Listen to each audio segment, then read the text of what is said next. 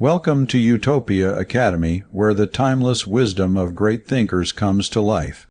Today we present The Power of Truth by William George Jordan, a powerful exploration of the profound impact truth can have on our lives. In this book, Jordan delves into how living with honesty and integrity shapes our character and brings us closer to living a life of purpose and peace. So sit back, relax, and let the wisdom of this timeless work inspire you to embrace the power of truth in your own life. Chapter 1: The Power of Truth. Truth is the rock foundation of every great character. It is loyalty to the right as we see it. It is courageous living of our lives in harmony with our ideals. It is always power. Truth ever defies full definition. Like electricity, it can only be explained by noting its manifestation. It is the compass of the soul, the guardian of conscience, the final touchstone of right. Truth is the revelation of the ideal, but it is also an inspiration to realize that ideal, a constant impulse to live it. Lying is one of the oldest vices in the world. It made its debut in the first recorded conversation in history, in a famous interview in the Garden of Eden. Lying is the sacrifice of honor to create a wrong impression. It is masquerading in misfit virtues. Truth can stand alone, for it needs no chaperone or escort. Lies are cowardly, fearsome things that must travel in battalions. They are like a lot of drunken men, one vainly seeking to support another. Lying is the partner and accomplice of all the other vices. It is the cancer of moral degeneracy in an individual life.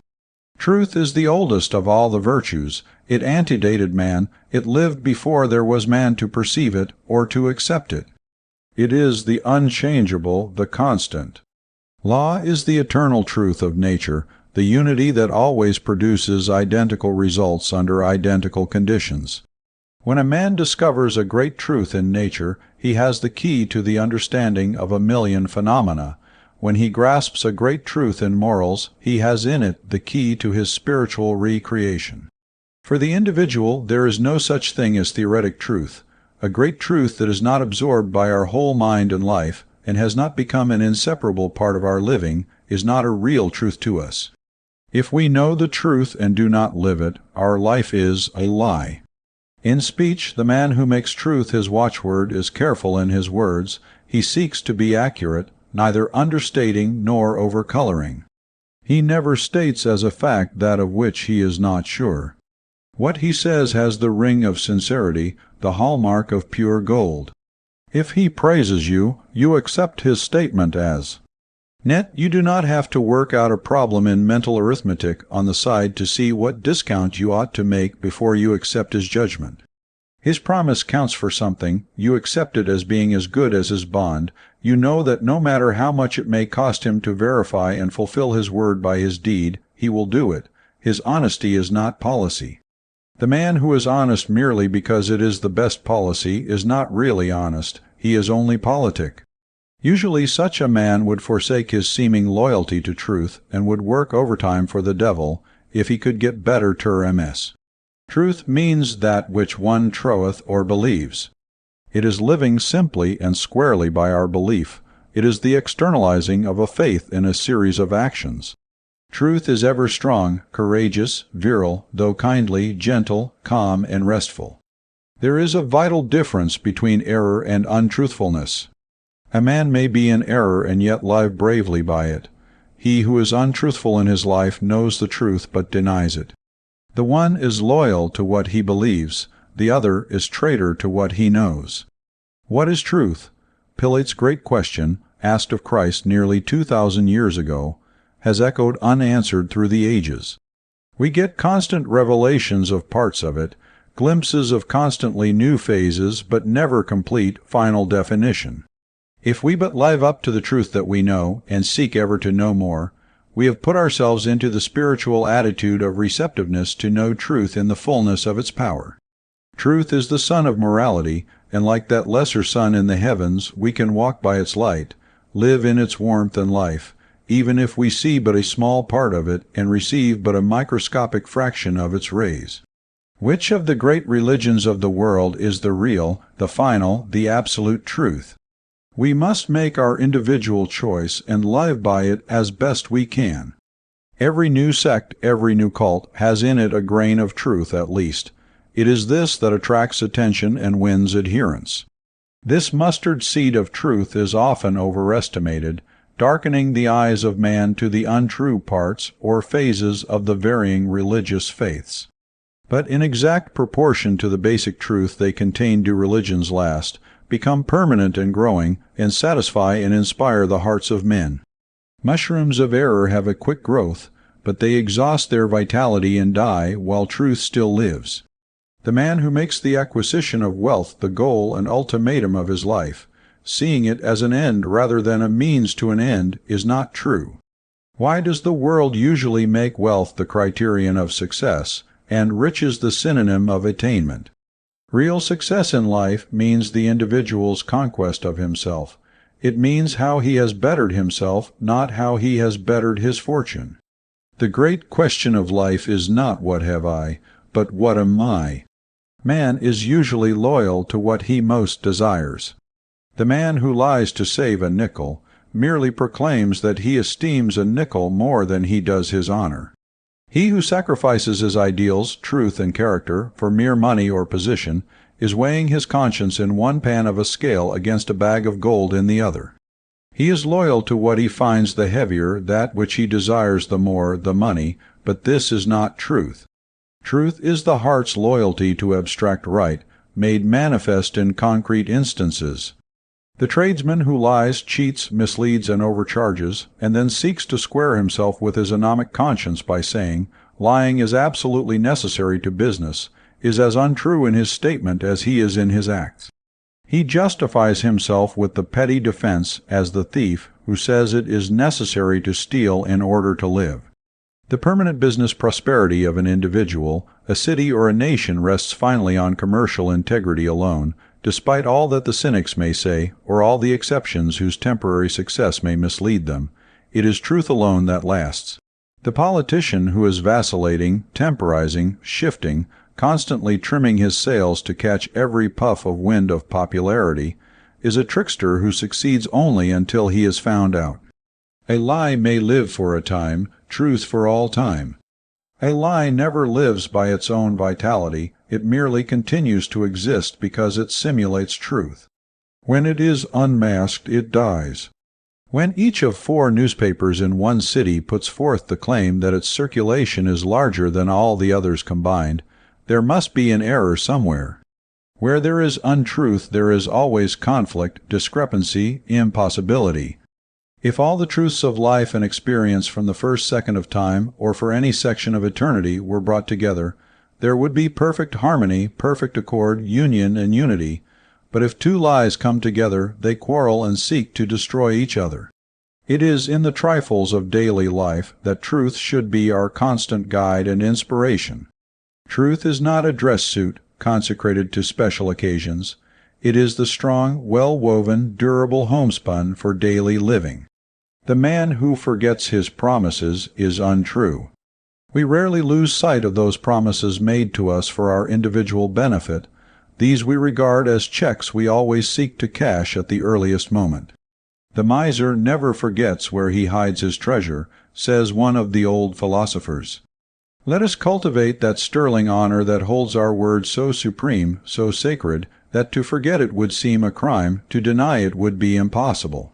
The man who says pleasant things and makes promises which to him are light as air, but to someone else seem the rock upon which a life's hope is built, is cruelly untrue. He who does not regard his appointments, carelessly breaking them or ignoring them, is the thoughtless thief of another's time. It reveals selfishness, carelessness, and lacks business morals. It is untrue to the simplest justice of life.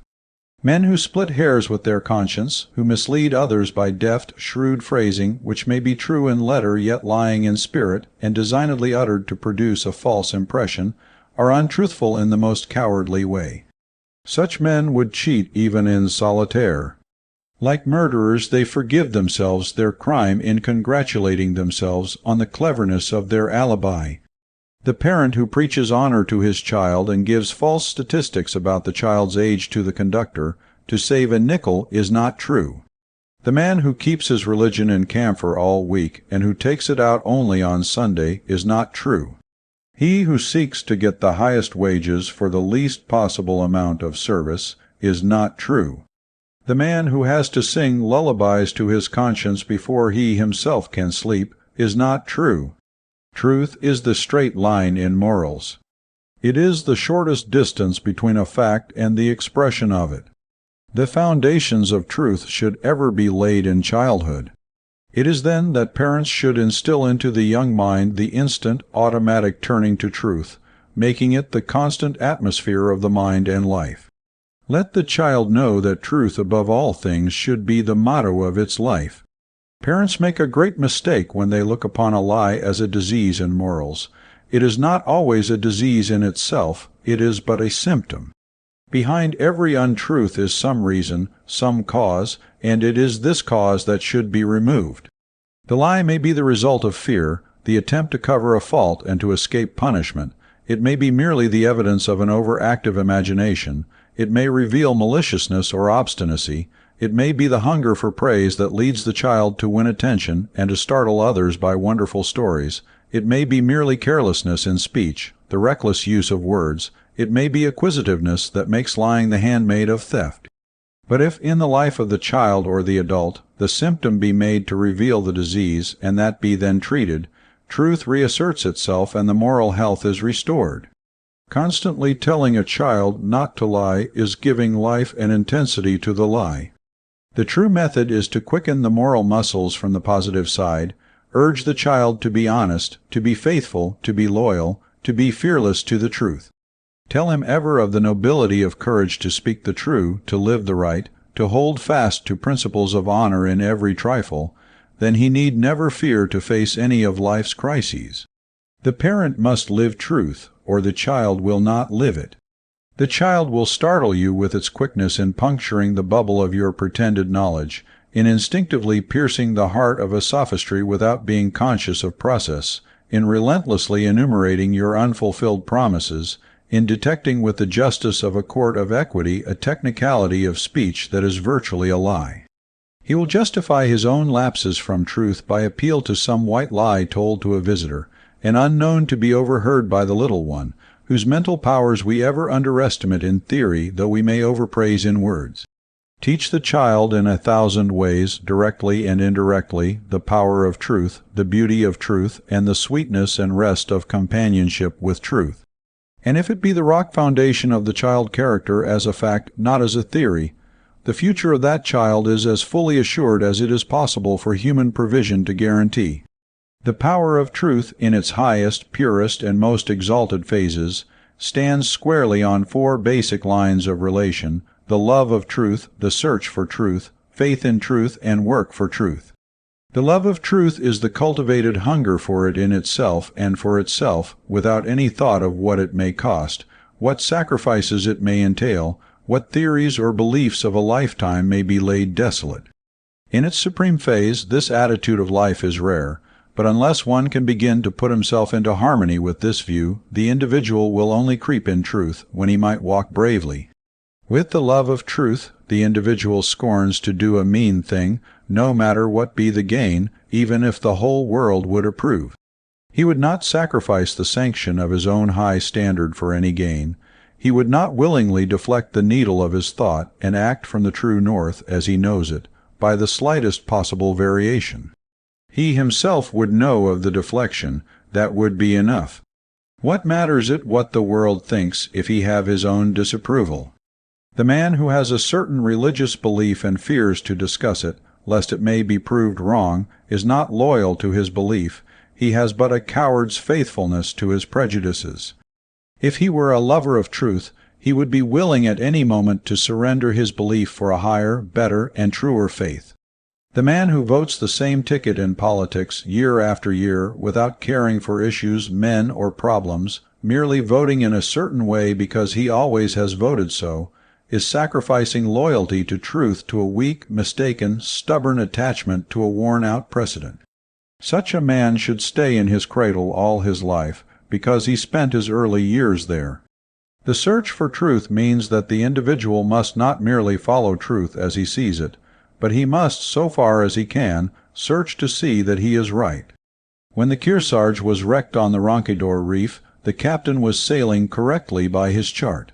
But his map was an old one. The sunken reef was not marked down. Loyalty to back number standards means stagnation.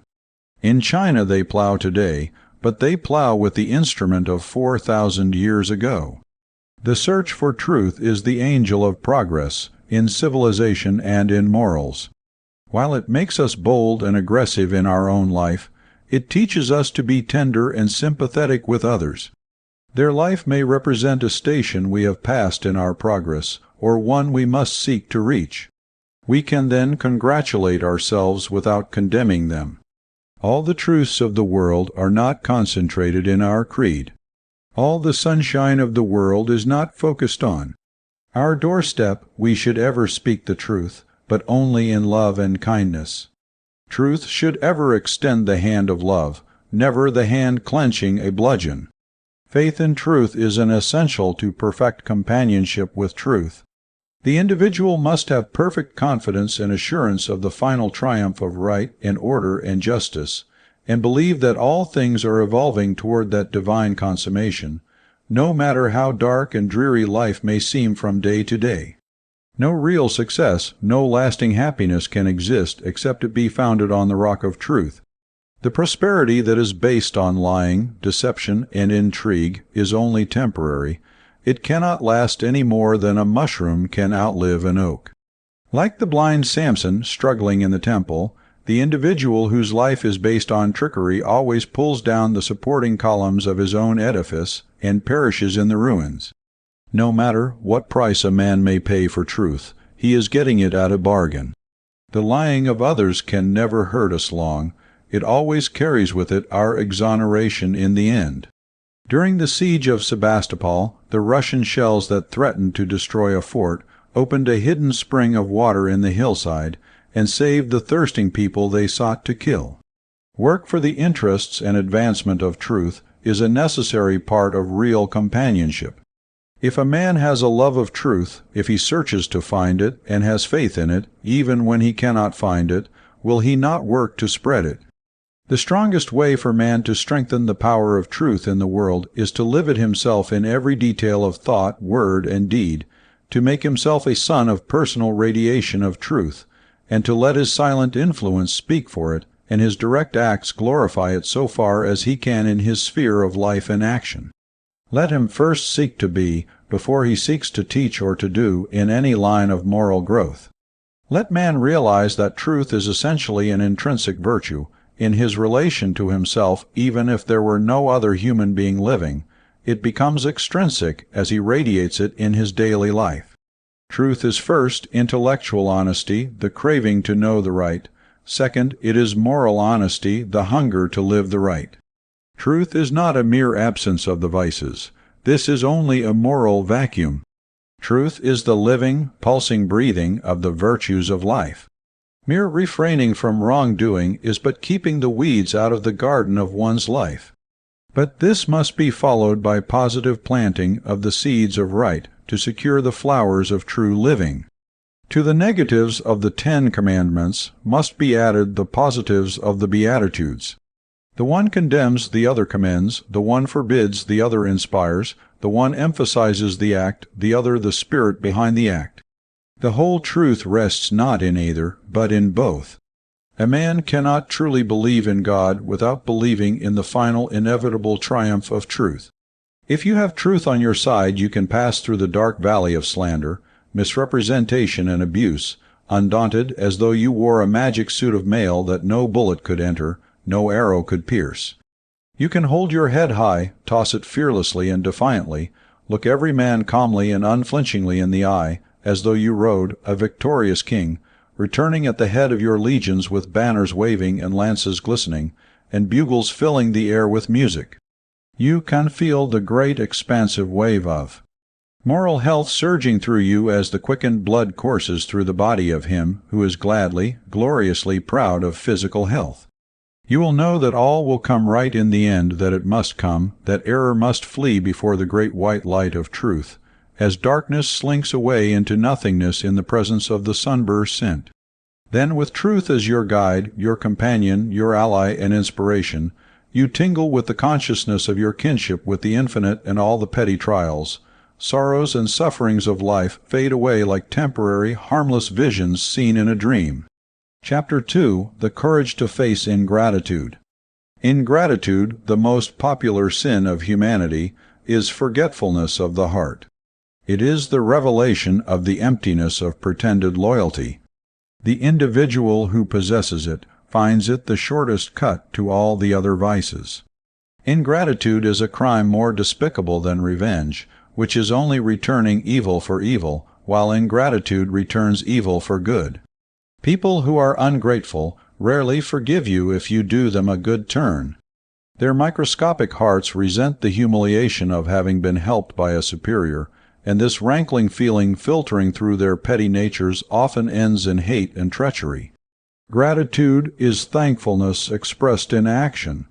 It is the instinctive radiation of justice, giving new life and energy to the individual from whom it emanates. It is the heart's recognition of kindness that the lips cannot repay.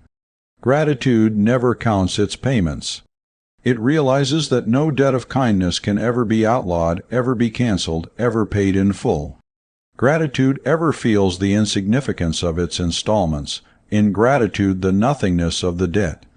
Gratitude is the flowering of a seed of kindness. Ingratitude is the dead inactivity of a seed dropped on a stone. The expectation of gratitude is human. The rising superior to ingratitude is almost divine. To desire recognition of our acts of kindness, and to hunger for appreciation and the simple justice of a return of good for good, is natural. But man never rises to the dignity of true living until he has the courage that dares to face ingratitude calmly, and to pursue his course unchanged when his good works meet with thanklessness or disdain. Man should have only one court of appeals as to his actions, not what will be the result, how will it be received, but is it right? Then he should live his life in harmony with this standard alone, serenely, bravely, loyally, and unfalteringly, making right for right's sake both his ideal and his inspiration. Man should not be an automatic gas machine, cleverly contrived to release a given quantity of illumination under the stimulus of a nickel. He should be like the great sun itself, which ever radiates light, warmth, life, and power, because it cannot help doing so, because these qualities fill the heart of the sun, and for it to have them means that it must give them constantly. Let the sunlight of our sympathy, tenderness, love, appreciation, influence, and kindness ever go out from us as a glow to brighten and hearten others. But do not let us ever spoil it all by going through life constantly collecting receipts as vouchers to stick on the file of our self-approval.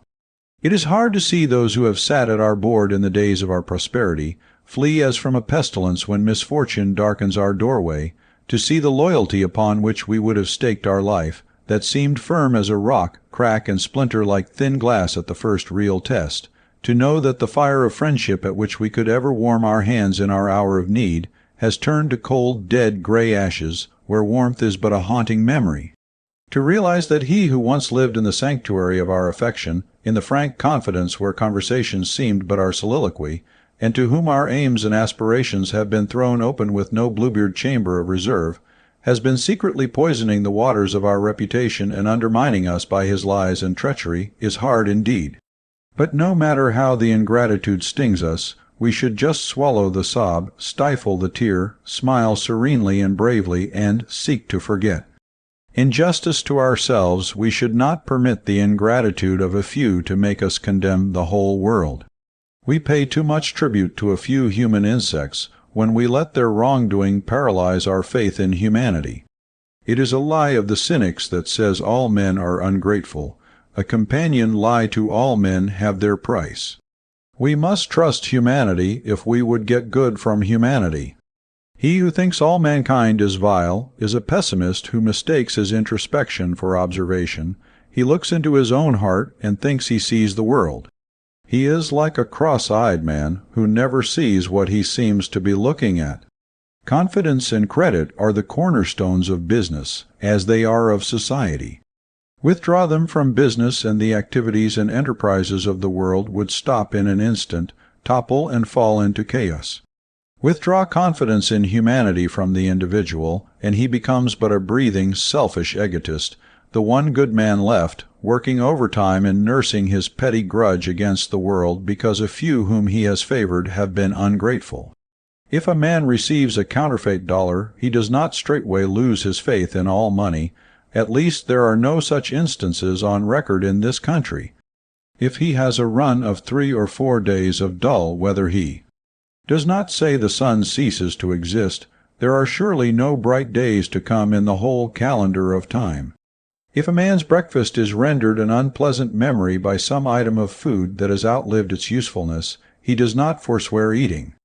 If a man finds under a tree an apple with a suspicious-looking hole on one side, he does not condemn the whole orchard. He simply confines his criticism to that apple. But he who has helped someone who, later, did not pass a good examination on gratitude, says in a voice plaintive with the consciousness of injury, and with a nod of his head that implies the wisdom of Solomon, "I have had my experience, I have learned my lesson. This is the last time I will have faith in any man. I did this for him and that for him, and now look at the result." Then he unrolls a long schedule of favors, carefully itemized and added up, till it seems the pay-roll of a great city. He complains of the injustice of one man, yet he is willing to be unjust to the whole world, making it bear the punishment of the wrong of an individual. There is too much vicarious suffering already in this earth of ours without this Lilliputian attempt to extend it by syndicating one man's ingratitude. If one man drinks to excess, it is not absolute justice to send the whole world to jail. The farmer does not expect every seed that he sows in hope and faith to fall on good ground and bring forth its harvest. He is perfectly certain that this will not be so, cannot be. He is counting on the final outcome of many seeds, on the harvest of all, rather than on the harvest of one. If you really want gratitude and must have it, be willing to make many men your debtors. The more unselfish, charitable, and exalted the life and mission of the individual, the larger will be the number of instances of ingratitude that must be met and vanquished. The 30 years of Christ's life was a tragedy of ingratitudes. Ingratitude is manifest in 3 degrees of intensity in the world. He knew them all in numberless bitter instances. The first phase, the simplest and most common, is that of thoughtless thanklessness, as was shown in the case of the 10 lepers healed in one day. 9 departed without a word, only 1 gave thanks. The second phase of ingratitude is denial, a positive sin, not the mere negation of thanklessness. This was exemplified in Peter, whose selfish desire to stand well with 2 maids and some bystanders, in the hour when he had the opportunity to be loyal to Christ, forgot his friendship, lost all thought of his indebtedness to his master, and denied him not once or twice, but 3 times. The third phase of ingratitude is treachery, where selfishness grows vindictive, as shown by Judas, the honored treasurer of the little band of 13, whose jealousy, ingratitude, and 30 pieces of silver made possible the tragedy of Calvary. These 3, thanklessness, denial, and treachery, run the gamut of ingratitude, and the first leads to the second, and the second prepares the way for the third. We must ever tower high above dependence on human gratitude, or we can do nothing really great, nothing truly noble. The expectation of gratitude is the alloy of an otherwise virtuous act. It ever dulls the edge of even our best actions. Most persons look at gratitude as a protective tariff on virtues. The man who is weakened in well-doing by the ingratitude of others is serving God on a salary basis. He is a hired soldier, not a volunteer. He should be honest enough to see that he is working for a reward. Like a child, he is being good for a bonus. He is really regarding his kindness and his other expressions of goodness as moral stock. He is willing to hold only so long as they pay dividends. There is in such living always a touch of the pose. It is waiting for the applause of the gallery. We must let the consciousness of doing right, of living up to our ideals, be our reward and stimulus, or life will become to us but a series of failures, sorrows, and disappointments. Much of the seeming ingratitude in life comes from our magnifying of our own acts, our minifying of the acts of others. We may have overestimated the importance of something that we have done. It may have been most trivial, purely incidental, yet the marvelous working of the loom of time brought out great and unexpected results to the recipient of our favor. We often feel that wondrous gratitude is due us, though we were in no wise the inspiration of the success we survey with such a feeling of pride. A chance introduction given by us on the street may, through an infinity of circumstances, make our friend a millionaire. Thanks may be due us for the introduction, and perhaps not even that, for it might have been unavoidable, but surely we err when we expect him to be meekly grateful to us for his subsequent millions. The essence of truest kindness lies in the grace with which it is performed. Some men seem to discount all gratitude, almost make it impossible, by the way in which they grant favors. They make you feel so small, so mean, so inferior. Your cheeks burn with indignation in the acceptance of the boon you seek at their hands. You feel it is like a bone thrown at a dog, instead of the quick, sympathetic graciousness that forestalls your explanations and waives your thanks with a smile, the pleasure of one friend who has been favored with the opportunity to be of service to another. The man who makes another feel like an insect reclining on a red-hot stove while he is receiving a favor has no right to expect future gratitude. He should feel satisfied if he receives forgiveness. Let us forget the good deeds we have done by making them seem small in comparison with the greater things we are doing, and the still greater acts we hope to do. This is true generosity, and will develop gratitude in the soul of him who has been helped, unless he is so petrified in selfishness as to make it impossible. But constantly reminding a man of the favors he has received from you almost cancels the debt. The care of the statistics should be his privilege. You are usurping his prerogative when you recall them. Merely because it has been our good fortune to be able to serve someone, we should not act as if we held a mortgage on his immortality and expect him to swing the censer of adulation forever in our presence. That which often seems to us to be ingratitude may be merely our own ignorance of the subtle phases of human nature. Sometimes a man's heart is so full of thankfulness that he cannot speak, and in the very intensity of his appreciation, mere words seem to him paltry, petty, and inadequate, and the depth of the eloquence of his silence is misunderstood. Sometimes the consciousness of his inability to repay develops a strange pride, genuine gratitude it may be, though unwise in its lack of expression, a determination to say nothing, until the opportunity for which he is waiting to enable him to make his gratitude an actuality.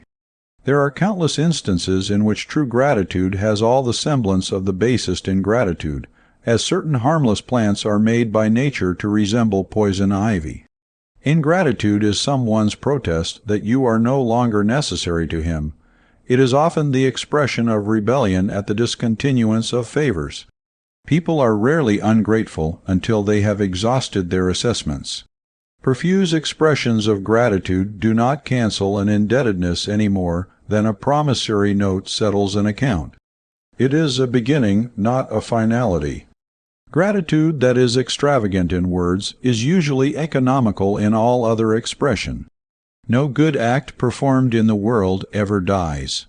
Science tells us that no atom of matter can ever be destroyed, that no force once started ever ends. It merely passes through a multiplicity of ever-changing phases. Every good deed done to others is a great force that starts an unending pulsation through time and eternity. We may not know it, we may never hear a word of gratitude or of recognition, but it will all come back to us in some form as naturally, as perfectly, as inevitably as echo answers to sound. Perhaps not as we expect it, how we expect it, nor where, but sometimes, somehow, somewhere it comes back, as the dove that Noah sent from the ark returned with its green leaf of revelation. Let us conceive of gratitude in its largest, most beautiful sense, that if we receive any kindness we are debtor not merely to one man, but to the whole world. As we are each day indebted to thousands for the comforts, joys, consolations, and blessings of life, Let us realize that it is only by kindness to all that we can begin to repay the debt to one, begin to make gratitude the atmosphere of all our living and a constant expression in outward acts, rather than in mere thoughts. Let us see the awful cowardice and the injustice of ingratitude, not to take it too seriously in others, not to condemn it too severely, but merely to banish it forever from our own lives, and to make every hour of our living the radiation of the sweetness of gratitude. Chapter 3. People who live in air castles. Living in an air castle is about as profitable as owning a half-interest in a rainbow. It is no more nourishing than a dinner of 12 courses, eaten in a dream. Air castles are built of golden moments of time, and their only value is in the raw material thus rendered valueless. The atmosphere of air castles is heavy and stupefying with the incense of vague hopes and phantom ideals. In them man lulls himself into dreaming inactivity with the songs of the mighty deeds he is going to do, the great influence he someday will have, the vast wealth that will be his, sometime, somehow, somewhere in the rosy, sunlit days of the future. The architectural error about air castles is that the owner builds them downward from their gilded turrets in the clouds, instead of upward from a solid, firm foundation of purpose and energy. This diet of mental lotus leaves is a mental narcotic, not a stimulant. Ambition, when wedded to tireless energy, is a great thing and a good thing, but in itself it amounts to little. Man cannot raise himself to higher things by what he would like to accomplish, but only by what he endeavors to accomplish. To be of value, ambition must ever be made manifest in zeal, in determination, in energy consecrated to an ideal. If it be thus reinforced, thus combined, the thin airy castle melts into nothingness, and the individual stands on a new strong foundation of solid rock, whereon day by day and stone by stone he can rear a mighty material structure of life work to last through time and eternity. The air castle ever represents the work of an architect without a builder. It means plans never put into execution. They tell us that man is the architect of his own fortunes. But if he be merely architect, he will make only an air castle of his life. He should be architect and builder too. Living in the future is living in an air castle. Tomorrow is the grave where the dreams of the dreamer, the toiler who toils not, are buried. The man who says he will lead a newer and better life tomorrow, who promises great things for the future, and yet does nothing in the present to make that future possible, is living in an air castle. In his arrogance he is attempting to perform a miracle.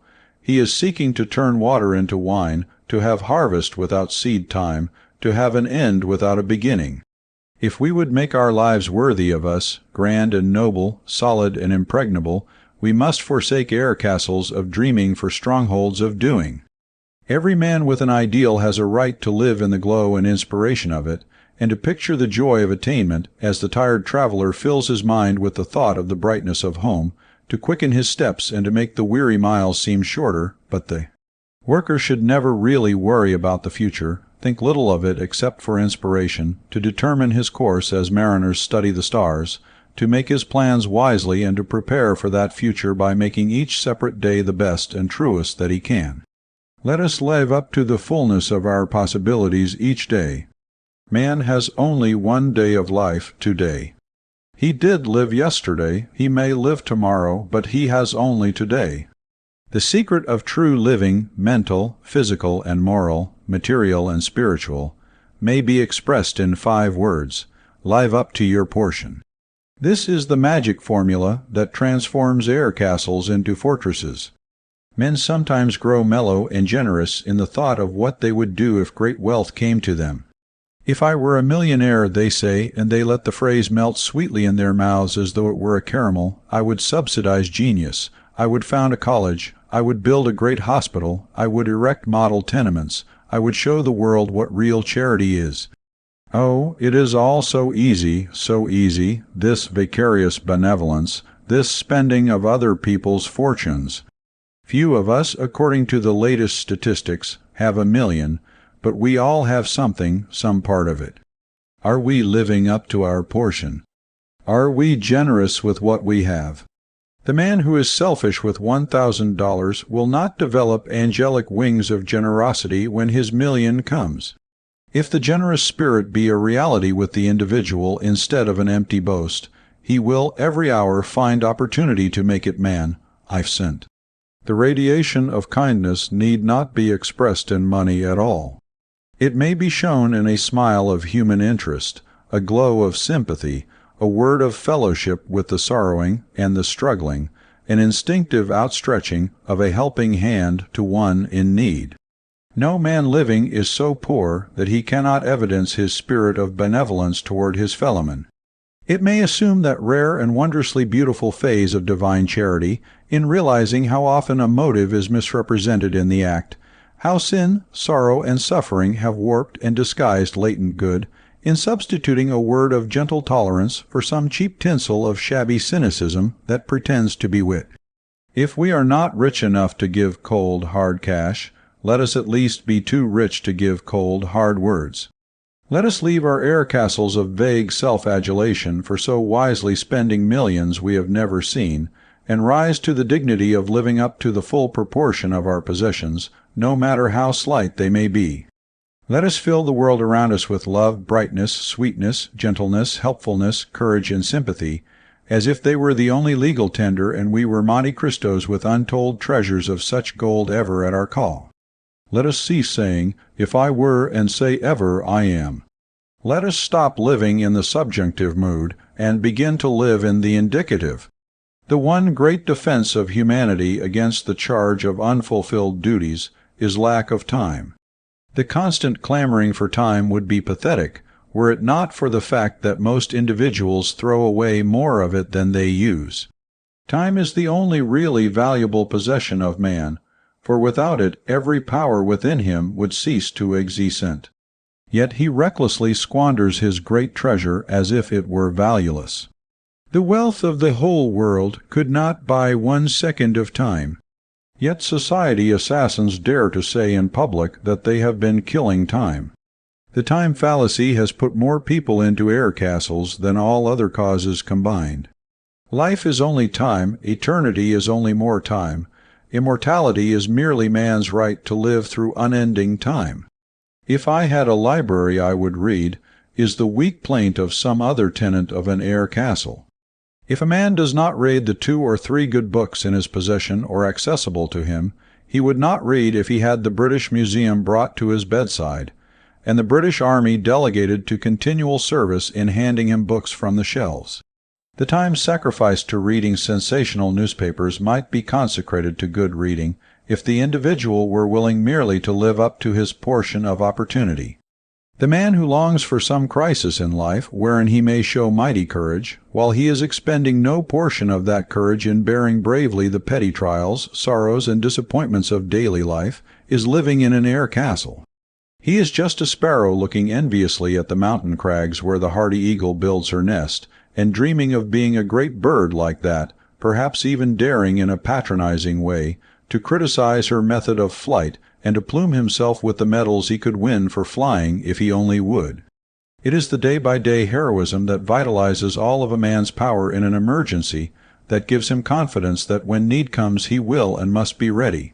The air castle typifies any delusion or folly that makes man forsake real living for an idle, vague existence.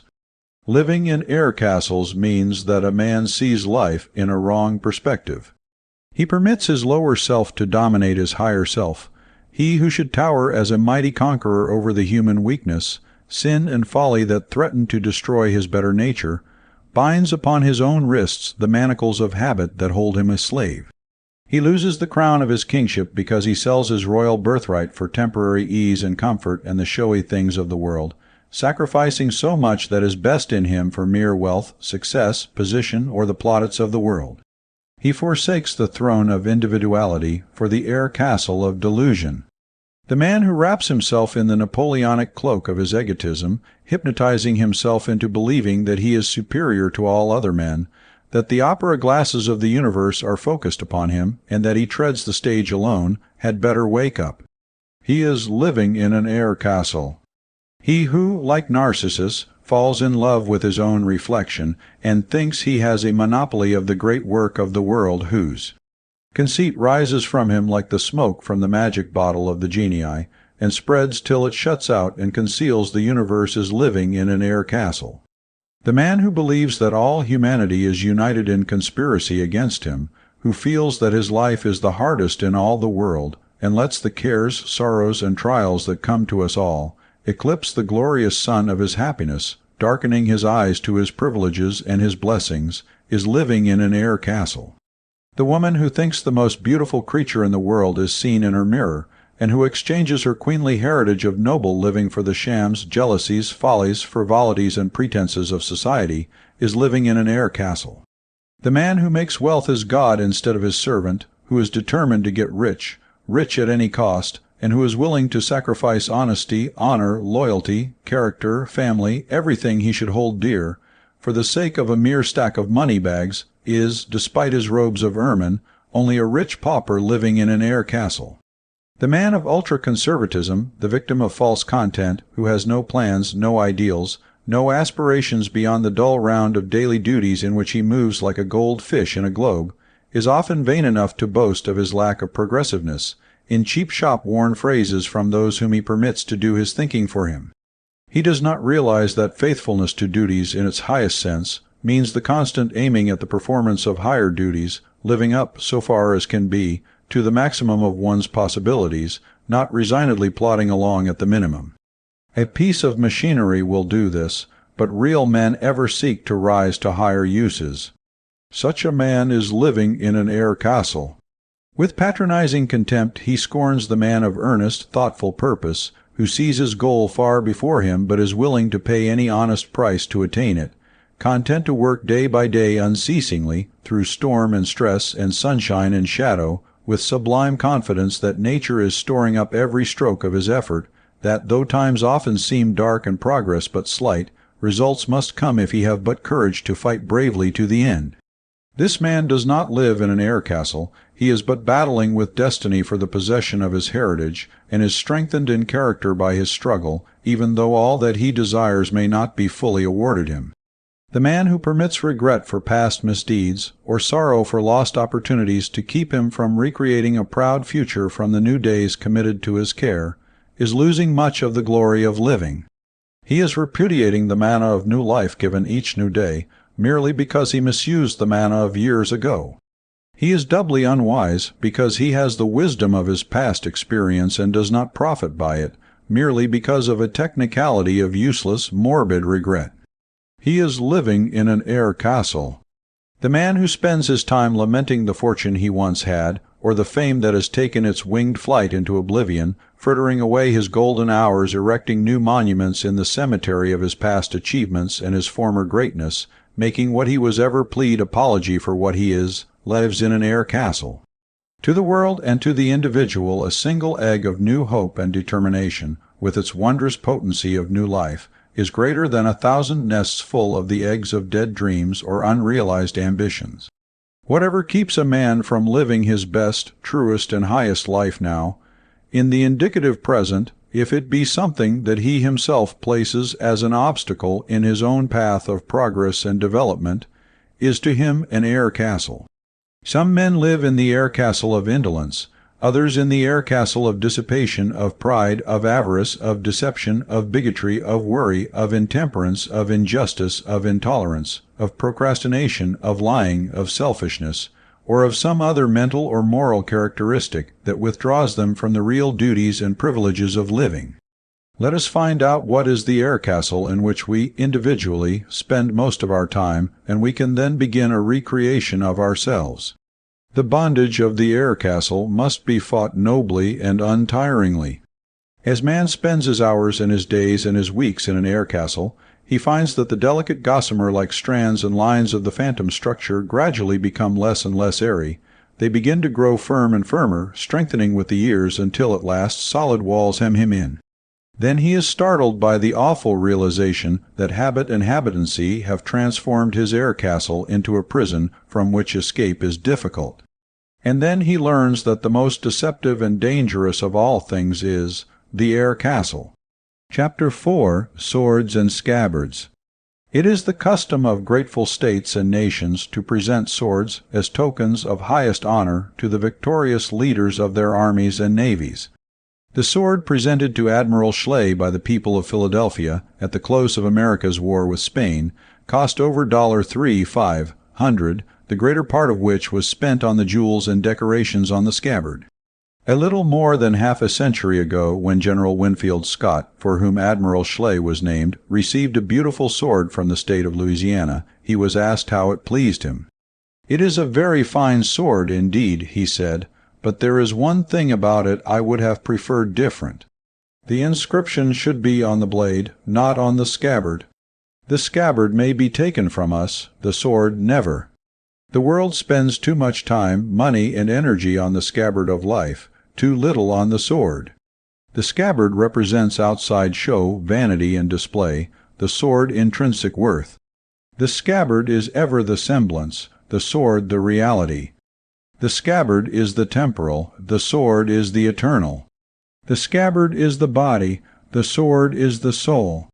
The scabbard typifies the material side of life, the sword the true, the spiritual, the ideal.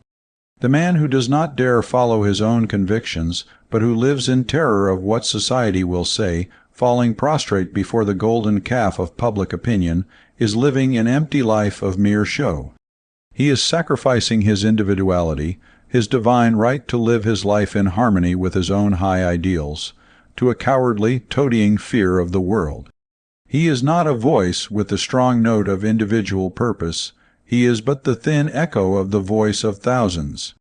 He is not brightening, sharpening, and using the sword of his life in true warfare.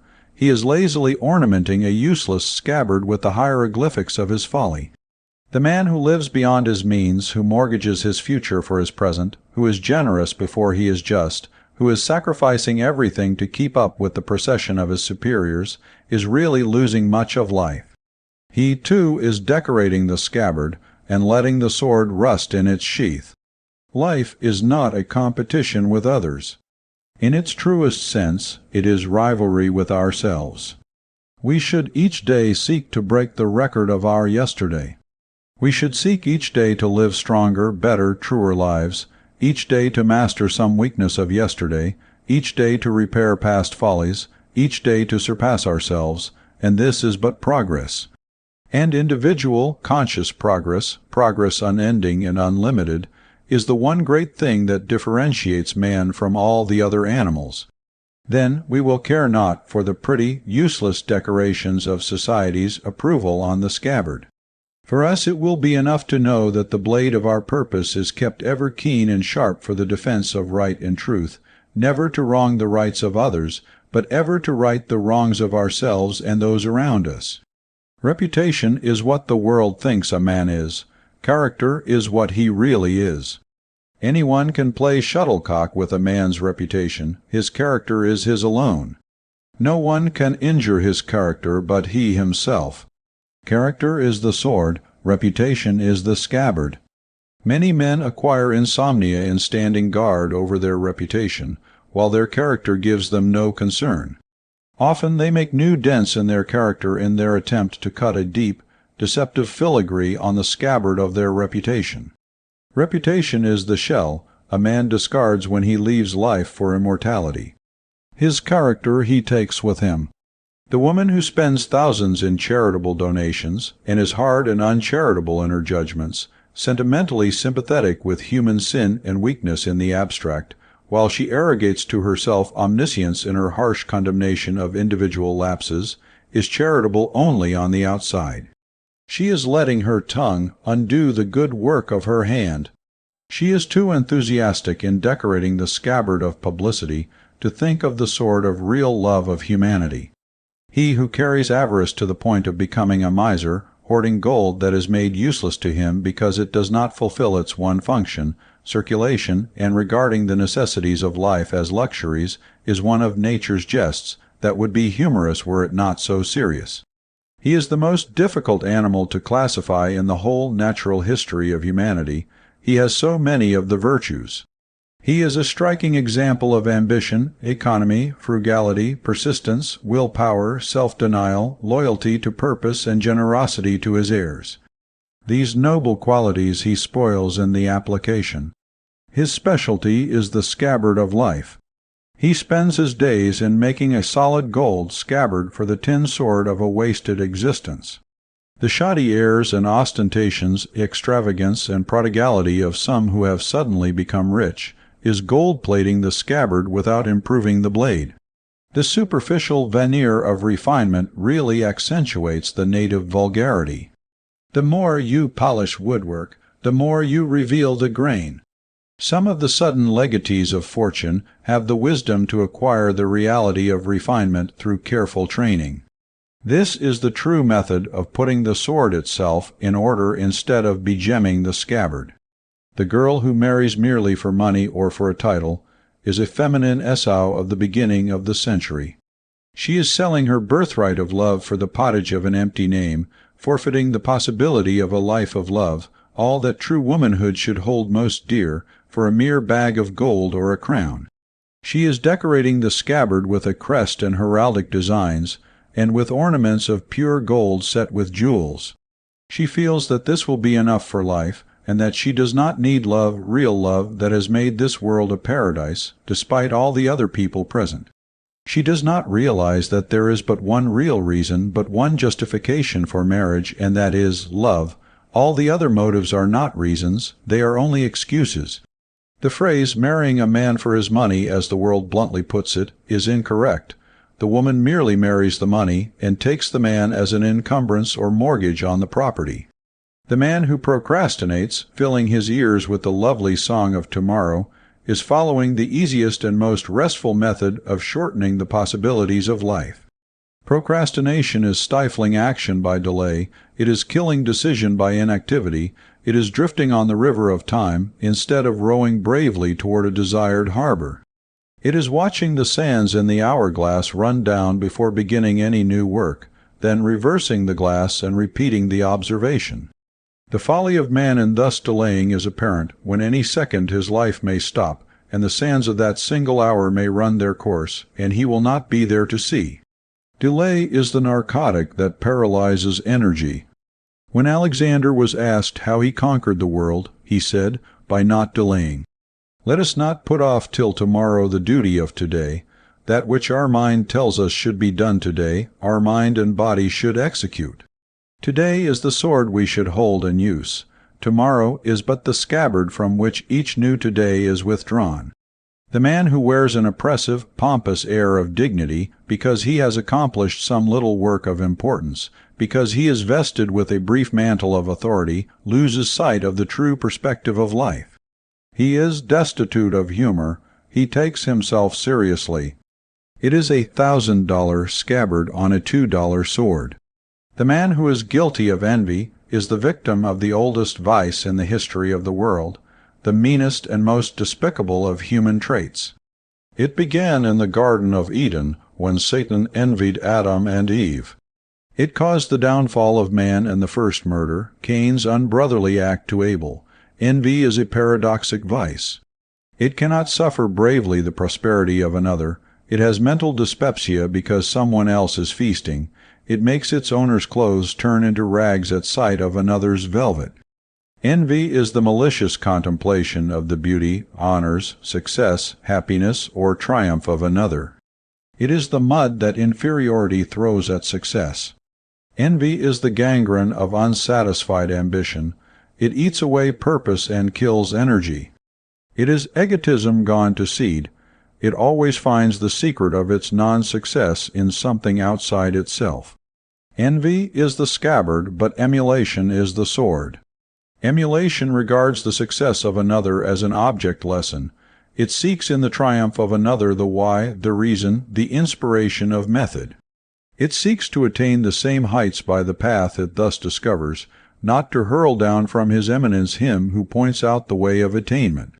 Let us keep the sword of emulation ever brightened and sharpened in the battle of honest effort, not idly dulling and rusting in the scabbard of envy.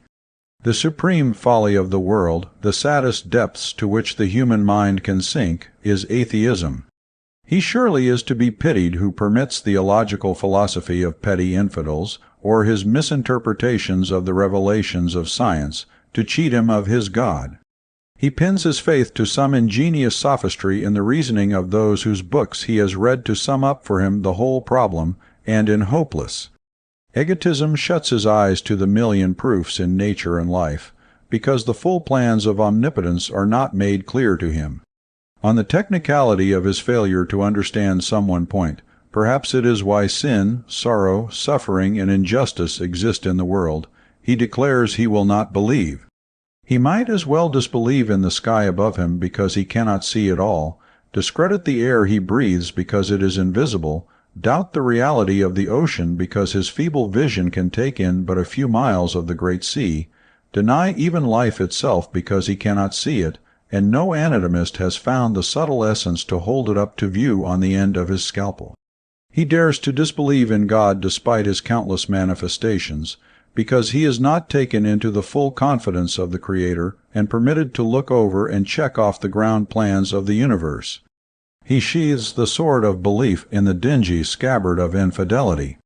He does not see the proof of God in the daily miracle of the rising and setting of the sun, in the seasons, in the birds, in the flowers, in the countless stars, moving in their majestic regularity at the command of eternal law, in the presence of love, justice, truth in the hearts of men, in that supreme confidence that is inborn in humanity, making even the lowest savage worship the infinite in some form.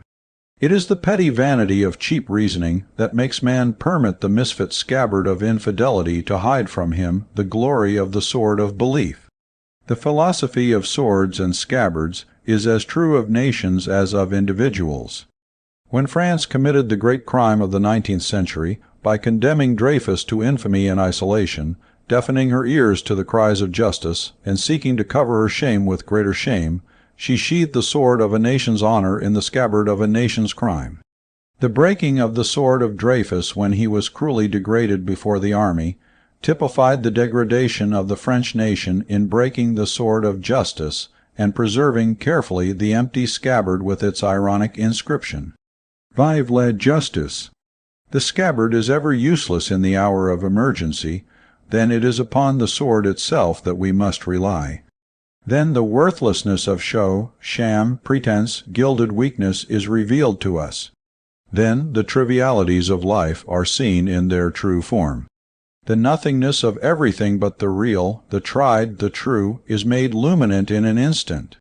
Then we know whether our living has been one of true preparation, of keeping the sword clean, pure, sharp, and ready, or one of mere idle, meaningless, day-by-day markings of folly on the empty scabbard of a wasted life.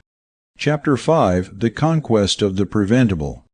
This world would be a delightful place to live in if it were not for the people. They really cause all the trouble. Man's worst enemy is always man. He began to throw the responsibility of his transgressions on someone else in the Garden of Eden, and he has been doing so ever since.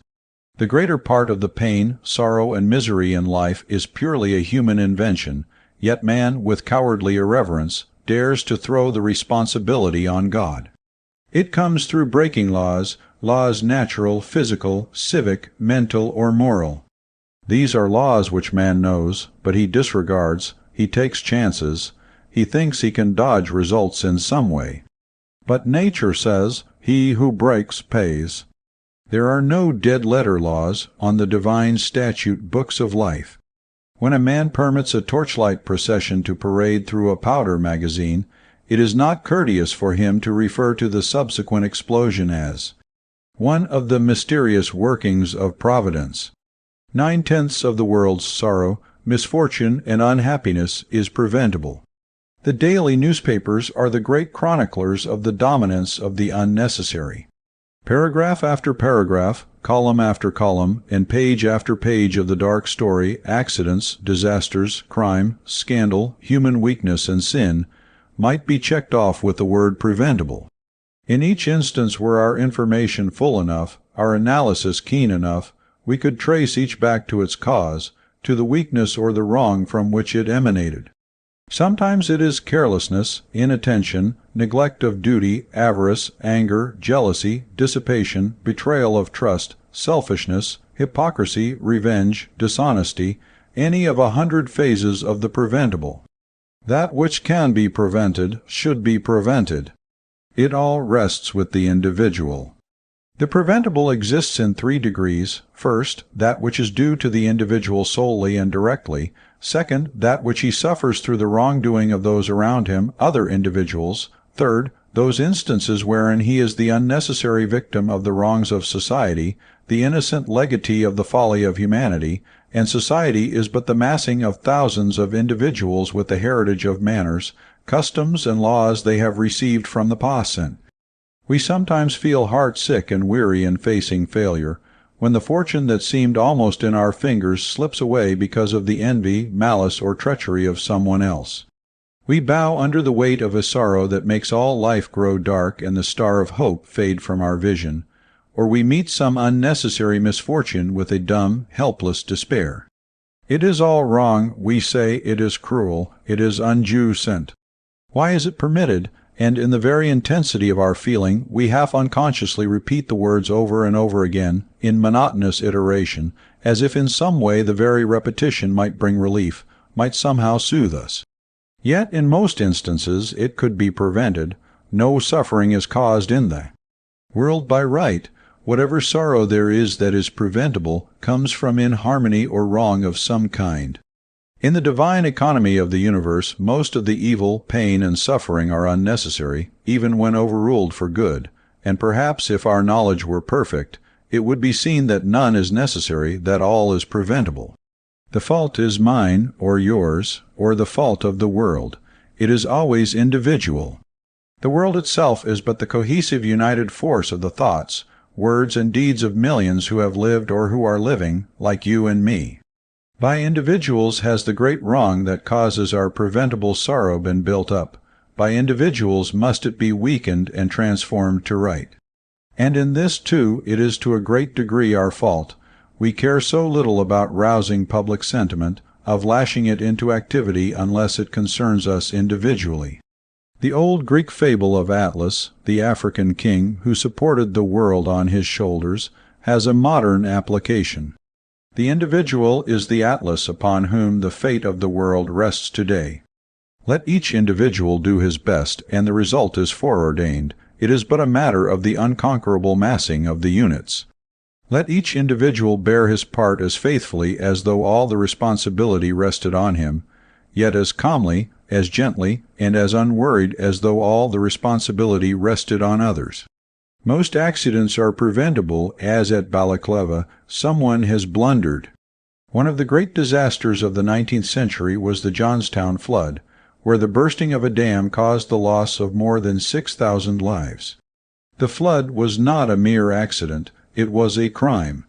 A leaking dam, for more than a year known to be unsafe, known to be unable to withstand any increased pressure, stood at the head of the valley. Below it lay a chain of villages containing over 45,000 persons in the direct line of the flood. When the heavy rains came, the weakened dam gave way. Had there been one individual, one member of the South Fork Fishing Club brave enough to have done merely his duty, one member with the courage to so move his fellows and to stir up public action to make the barrier safe, over 6,000 murders could have been prevented. When a tired engineer, sleepy from overwork, can no longer cheat nature of her needed rest, and, drowsing for a moment in his cab, fails to see the red signal light of danger, or to heed the exploding of the warning torpedo, the wreck that follows is not chargeable to the Almighty. It is but an awful memorial of a railroad corporation's struggle to save $2. 1 ounce of prevention is worth 6 pounds of coroner's ink cent. It is a crime to balance the safety and sacredness of human life in the scales with the petty saving that comes from transforming a man into a mechanism and forgetting he has either a soul or a body. True, just and wise labor laws are part of society's weapon for fighting the preventable. When a terrible fire makes a city desolate and a nation mourn, the investigation that follows usually shows that a little human foresight could have prevented it, or at least lessened the horror of it all, if chemicals or dynamite are stored in any building in excess of what wise legislation declares is safe. Someone has been cruelly careless. Perhaps it is some inspector who has been disloyal to his trust by permitting bribes to chloroform his sense of duty. If the lack of fire escapes adds its quota to the list of deaths, or if the avarice of the owner has made his building a fire trap, public feeling becomes intense. The newspapers are justly loud in their protests and in demands that the guilty ones be punished. If the laws already on the statute books do not cover the situation we hear from day to day, new laws will be framed to make a repetition of the tragedy impossible. We are promised all kinds of reforms. The air seems filled with a spirit of regeneration. The mercury of public indignation rises to the point where fever heat seems a mild, inadequate term. Then, as the horror begins to fade in the perspective of the past, men go quietly back to their own personal cares and duties, and the mighty wave of righteous protest that threatened so much dies in gentle lapping on the shore. What has been all men's concern seems soon to concern no one. The tremendous energy of the authorities seems like the gesture of a drunken man that starts from his shoulder with a force that would almost fell an ox, but when it reaches the hand it has expended itself, and the hand drops listlessly in the air with hardly power enough to disturb the serenity of a butterfly. There is always a little progress, a slight advance, and it is only the constant accumulation of these steps that is giving to the world greater dominion over the preventable. Constant vigilance is the price of the conquest of the preventable. We have no right to admit any wrong or evil in the world as necessary until we have exhausted every precaution that human wisdom can suggest to prevent it. When a man with a pistol in his right hand, clumsily covered with a suspicious-looking handkerchief, moved along in a line of people and presenting his left hand to President McKinley, pressed his weapon to the breast of the chief executive of the American people, some one of the Secret Service men, paid by the nation to guard their ruler, should have watched so zealously that the tragedy would have been impossible. 2 presidents had already been sacrificed, but 20 years of immunity had brought a dreamy sense of security that lessened the vigilance. We should emulate the example of the insurance companies who decline certain risks that are extra hazardous. Poverty has no necessary place in life. It is a disease that results from the weakness, sin, and selfishness of humanity. Nature is boundless in her generosity.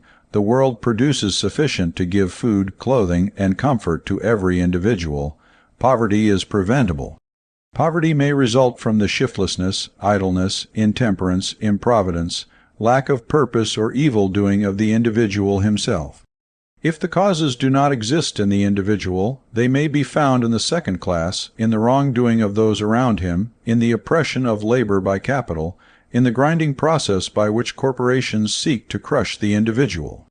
The individual may be the victim of any of 1,000 phases of the wrong of others. The poverty caused by the third class, the weakness and injustice of human laws and human institutions, is also preventable, but to reach the cause requires time and united heroic effort of all individuals. In the battle against poverty, those writers who seek to inflame the poor against the rich, to foment discontent between labor and capital, do grievous wrong to both. What the world needs is to have the two brought closer together in the bonds of human brotherhood. The poor should learn more of the cares, responsibilities, unrecorded charities, and absorbing worries of the rich.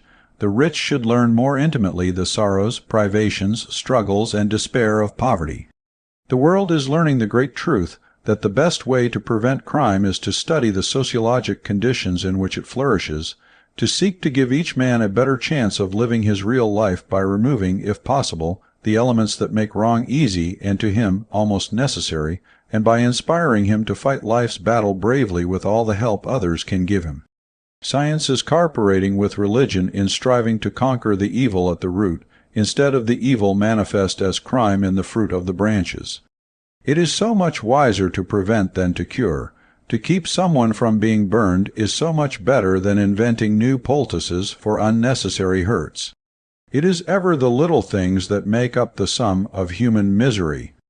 All the wild animals of the world combine do but trifling damage when compared with the ravages of insect pests. The crimes of humanity, the sins that make us start back affrighted, do not cause as much sorrow and unhappiness in life as the multitude of little sins, of omission and commission, that the individual and millions like him must meet every day. They are not the evil deeds that the law can reach or punish. They are but the infinity of petty wrongs for which man can never be tried until he stands with bowed head before the bar of justice of his own conscience. The bitter words of anger and reproach that rise so easily to our lips and give us a moment's fleeting satisfaction in thus venting our feelings may change the current of the whole life of someone near to us. The thoughtless speech, revealing our lack of tact and sympathy, cannot be recalled and made nothing by the plea, "I didn't think." To sensitive souls this is no justification. They feel that our hearts should be so filled with the instinct of love that our lips would need no tutor or guardian. Our unfulfilled duty may bring unhappiness and misery to hundreds. The dressmaker's bill that a rich woman may toss lightly aside, as being an affair of no moment, to be settled at her serene pleasure, may bring sorrow, privation, or even failure to her debtor, and through her to a long chain of others. The result, if seen in all its stern reality, seems out of all proportion to the cause. There are places in the Alps where great masses of snow are so lightly poised that even the report of a gun might start a vibration that would dislodge an avalanche and send it on its death mission into the valley. The individual who would live his life to the best that is within him must make each moment one of influence for good. He must set before him as one of his ideals to be progressively realized in each day. Of his living, if I cannot accomplish great deeds in the world, I will do all the good I can by the faithful performance of the duties that come to my hand and being ever ready for all opportunities. And I will consecrate myself to the conquest of the preventable. Let the individual say each day, as he rises new created to face a new life, "Today no one in the world shall suffer because I live." I will be kind, considerate, and careful in thought and speech and act. I will seek to discover the element that weakens me as a power in the world, and that keeps me from living up to the fullness of my possibility. That weakness I will master today. I will conquer it at any cost, and when any failure or sorrow comes to the individual, he should be glad if he can prove to himself that it was his fault, for then he has the remedy in his own hands. Lying, intrigue, jealousy are never remedies that can prevent an evil. They postpone it merely to augment it. They are merely deferring payment of a debt which has to be met later, with compound interest. It is like trying to put out a fire by pouring kerosene on the flames. Jealousy in the beginning is but a thought. In the end it may mean the gallows. Selfishness often assumes seemingly harmless guises, yet it is the foundation of the world's unhappiness. Disloyalty may seem to be a rare quality, but society is saturated with it. Judas acquired his reputation because of his proficiency in it. Sympathy, which should be the atmosphere of every individual life, is as rare as human charity. The world is suffering from an oversupply of unnecessary evils created by man. They should be made luxuries, then man could dispense with them. The world needs societies formed of members pledged to the individual conquest of preventable pain and sorrow. The individual has no right that runs counter to the right of anyone else. There are no solo parts in the eternal music of life. Each must pour out his life in duo with every other. Every moment must be one of choice, of good or of evil. Which will the individual choose? His life will be his answer. Let him dedicate his life to making the world around him brighter, sweeter, and better, and by his conquest of preventable pain and sorrow he will day by day get fuller revelation of the glory of the possibilities of individual living, and come nearer and nearer to the realization of his ideals. Chapter 6. The Companionship of Tolerance. Intolerance is part of the unnecessary friction of life. It is prejudice on the war path. Intolerance acknowledges only one side of any question, its own. It is the assumption of a monopoly in thinking, the attitude of the man who believes he has a corner on wisdom and truth in some phase of life.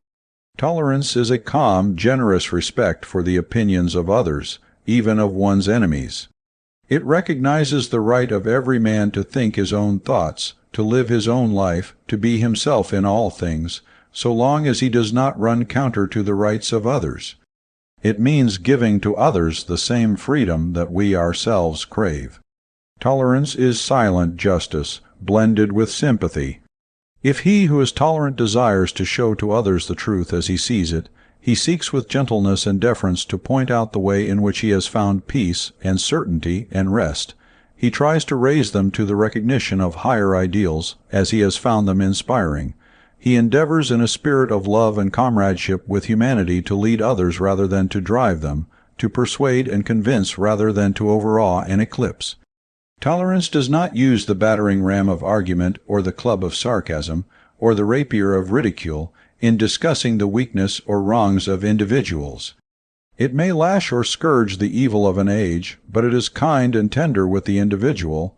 It may flay the sin, but not the sinner. Tolerance makes the individual regard truth as higher than personal opinion. It teaches him to live with the windows of his life open towards the east to catch the first rays of the sunlight of truth no matter from whom it comes, and to realize that the faith that he so harshly condemns may have the truth he desires if he would only look into it and test it before he repudiates it so cavalierly. This world of ours is growing better, more tolerant and liberal. The days when difference in political opinions was solved and cured by the axe and the block, when a man's courage to stand by his religion meant facing the horrors of the Inquisition or the cruelty of the stake, when daring to think their own thoughts on questions of science brought noble men to a pallet of straw and a dungeon cell, these days have happily passed away. Intolerance and its twin brother, ignorance, weaken and die when the pure white light of wisdom is thrown upon them. Knowledge is the death knell of intolerance, not mere book learning, nor education in schools or colleges, nor accumulation of mere statistics, nor shreds of information, but the large sympathetic study of the lives, manners, customs, aims, thoughts, struggles, progress, motives, and ideals of other ages, other nations, other individuals. Tolerance unites men in the closer bonds of human brotherhood, brings them together in unity and sympathy in essentials, and gives them greater liberality and freedom in non-essentials. Napoleon, when first consul, said, "Let there be no more Jacobins, nor moderates, nor royalists. Let all be Frenchmen."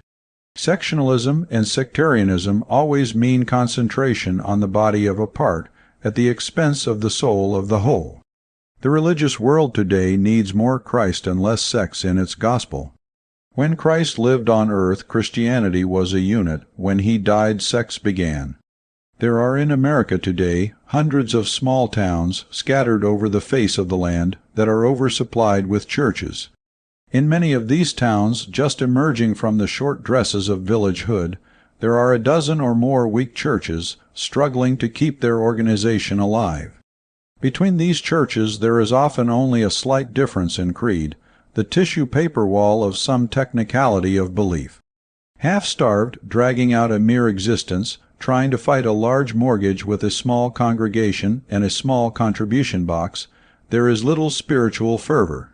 By combination, by corporation, by tolerance, by the mutual surrender of non-essentials and a strong, vital concentration and unity on the great fundamental realities of Christianity, their spiritual health and possibilities could be marvelously increased. 3 or 4 sturdy, live, growing churches would then take the place of a dozen strugglers. Why have a dozen weak bridges across a stream if greater good can come from 3 or 4 stronger ones, or even a single strongest bridge? The world needs a great religious trust which will unite the churches into a single body of faith, to precede and prepare the way for the greater religious trust predicted in Holy Writ, the millennium. We can ever be loyal to our own belief, faithful to our own cause, without condemning those who give their fidelity in accord with their own conscience or desires. The great reformers of the world, men who are honestly and earnestly seeking to solve the great social problems and to provide means for meeting human sin and wrong, agreeing perfectly in their estimate of the gravity and awfulness of the situation, often propose diametrically opposite methods. They are regarding the subject from different points of view, and it would be intolerance for us, who are looking on, to condemn the men on either side merely because we cannot accept their verdict as our own. On the great national questions brought before statesmen for their decision, men equally able, equally sincere, just and unselfish, differ in their remedies. One, as a surgeon, suggests cutting away the offending matter, the use of the knife. This typifies the sword or war. Another, as a doctor, urges medicine that will absorb and cure. This is the prescription of the diplomat. The third suggests waiting for developments, leaving the case with time and nature. This is the conservative. But all three classes agree as to the evil and the need of meeting it.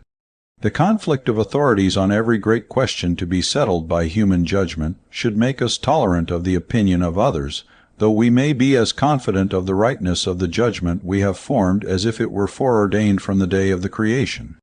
But if we receive any new light that makes us see clearer, let us change at once without that foolish consistency of some natures that continue to use last year's almanac as a guide to this year's eclipses.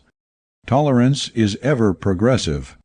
Intolerance believes it is born with the peculiar talent for managing the affairs of others, without any knowledge of the details, better than the men themselves, who are giving their life's thought to the vital questions. Intolerance is the voice of the Pharisee still crying through the ages and proclaiming his infallibility. Let us not seek to fit the whole world with shoes from our individual ascent. If we think that all music ceased to be written when Wagner laid down the pen, let us not condemn those who find enjoyment in light opera. Perhaps they may sometime rise to our heights of artistic appreciation and learn the proper parts to applaud. If their lighter music satisfies their souls, is our Wagner doing more for us? It is not fair to take from a child its rag doll in order to raise it to the appreciation of the Venus de Milo. The rag doll is its Venus. It may require a long series of increasingly better dolls to lead it to realize the beauties of the marble woman of Milos. Intolerance makes its great mistakes in measuring the needs of others from its own standpoint. Intolerance ignores the personal equation in life. What would be an excellent book for a man of 40 might be worse than useless for a boy of 13. The line of activity in life that we would choose as our highest dream of bliss, as our paradise, might, if forced on another, be to him worse than the after-death fate of the wicked, according to the old-fashioned theologians. What would be a very acceptable breakfast for a sparrow would be a very poor meal for an elephant. When we sit in solemn judgment of the acts and characters of those around us, and condemn them with the easy nonchalance of our ignorance, yet with the assumption of omniscience we reveal our intolerance. Tolerance ever leads us to recognize and respect the differences in the natures of those who are near to us, to make allowance for differences in training, in opportunities, in ideals, in motives, in tastes, in opinions, in temperaments, and in feelings. Intolerance seeks to live other people's lives for them. Sympathy helps us to live their lives with them. We must accept humanity with all its weakness, sin and folly, and seek to make the best of it, just as humanity must accept us. We learn this lesson as we grow older, and with the increase of our knowledge of the world, we see how much happier life would have been for us, and for others if we had been more tolerant, more charitable, and more generous. No one in the world is absolutely perfect. If he were, he would probably be translated from earth to heaven, as was Elijah of old, without waiting for the sprouting of wings or the passport of death. It is a hard lesson for youth to learn, but we must realize, as the old college professor said to his class of students, bowed with the consciousness of their wisdom, no one of us is infallible, no, not even the young sinner. Let us accept the little failings of those around us as we accept facts in nature, and make the best of them as we accept the hard shells of nuts, the skin of fruits, the shadow that always accompanies light. These are not absolute faults. They are often but individual peculiarities. Intolerance sees the mote in its neighbor's eye as larger than the beam in its own. Instead of concentrating our thought on the one weak spot in a character, let us seek to find some good quality that offsets it, just as a credit may more than cancel a debt on a ledger account. Let us not constantly speak of roses having thorns. Let us be thankful that the thorns have roses. In nature there are both thorns and prickles. Thorns are organic. They have their root deep in the fiber and the being of. The twig prickles are superficial. They are lightly held in the cuticle or covering of the twig. There are thorns in character that reveal an internal inharmony that can be controlled only from within. There are also prickles, which are merely peculiarities of temperament, that the eye of tolerance may overlook, and the finger of charity can gently remove. The tenderness of tolerance will illuminate and glorify the world, as moonlight makes all things beautiful, if we only permit it. Measuring a man by his weakness alone is undue sin. This little frailty may be but a small mortgage on a large estate, and it is narrow and petty to judge by the mortgage on a character. Let us consider the equity, the excess of the real value over the claim against it. Unless we sympathetically seek to discover the motive behind the act, to see the circumstances that inspired a course of living, the target at which a man is aiming, our snap condemnations are but arrogant and egotistic expressions of our intolerance. All things must be studied relatively instead of absolutely. The hour hand on a clock does just as valuable work as the minute hand, even though it is shorter and seems to do only 1/12 as much. Intolerance in the home circle shows itself in over-discipline, in an atmosphere of severity heavy with prohibitions. The home becomes a place strewn with "please keep off the grass" signs. It means the suppression of individuality, the breaking of the wills of children, instead of their development and direction. It is the foolish attempt to mold them from the outside as a potter does clay. The higher conception is the wise training that helps the child to help himself in his own growth. Parents often forget their own youth. They do not sympathize with their children in their need of pleasure, of dress, of companionship. There should be a few absolutely firm rules on essentials, the basic principles of living, with the largest possible leeway for the varying manifestations of individuality in unimportant phases. Confidence, sympathy, love, and trust would generate a spirit of tolerance and sweetness that would work marvels. Intolerance converts live, natural children into prigs of counterfeit virtue and irritatingly good automatons of obedience. Tolerance is a state of mutual concessions. In the family life there should be this constant reciprocity of independence, this mutual forbearance. It is the instinctive recognition of the sacredness of individuality, the right of each to live his own life as best he can. When we set ourselves up as dictators to tyrannize over the thoughts, words, and acts of others, we are sacrificing the kingly power of influence with which we may help others, for the petty triumph of tyranny which repels and loses them.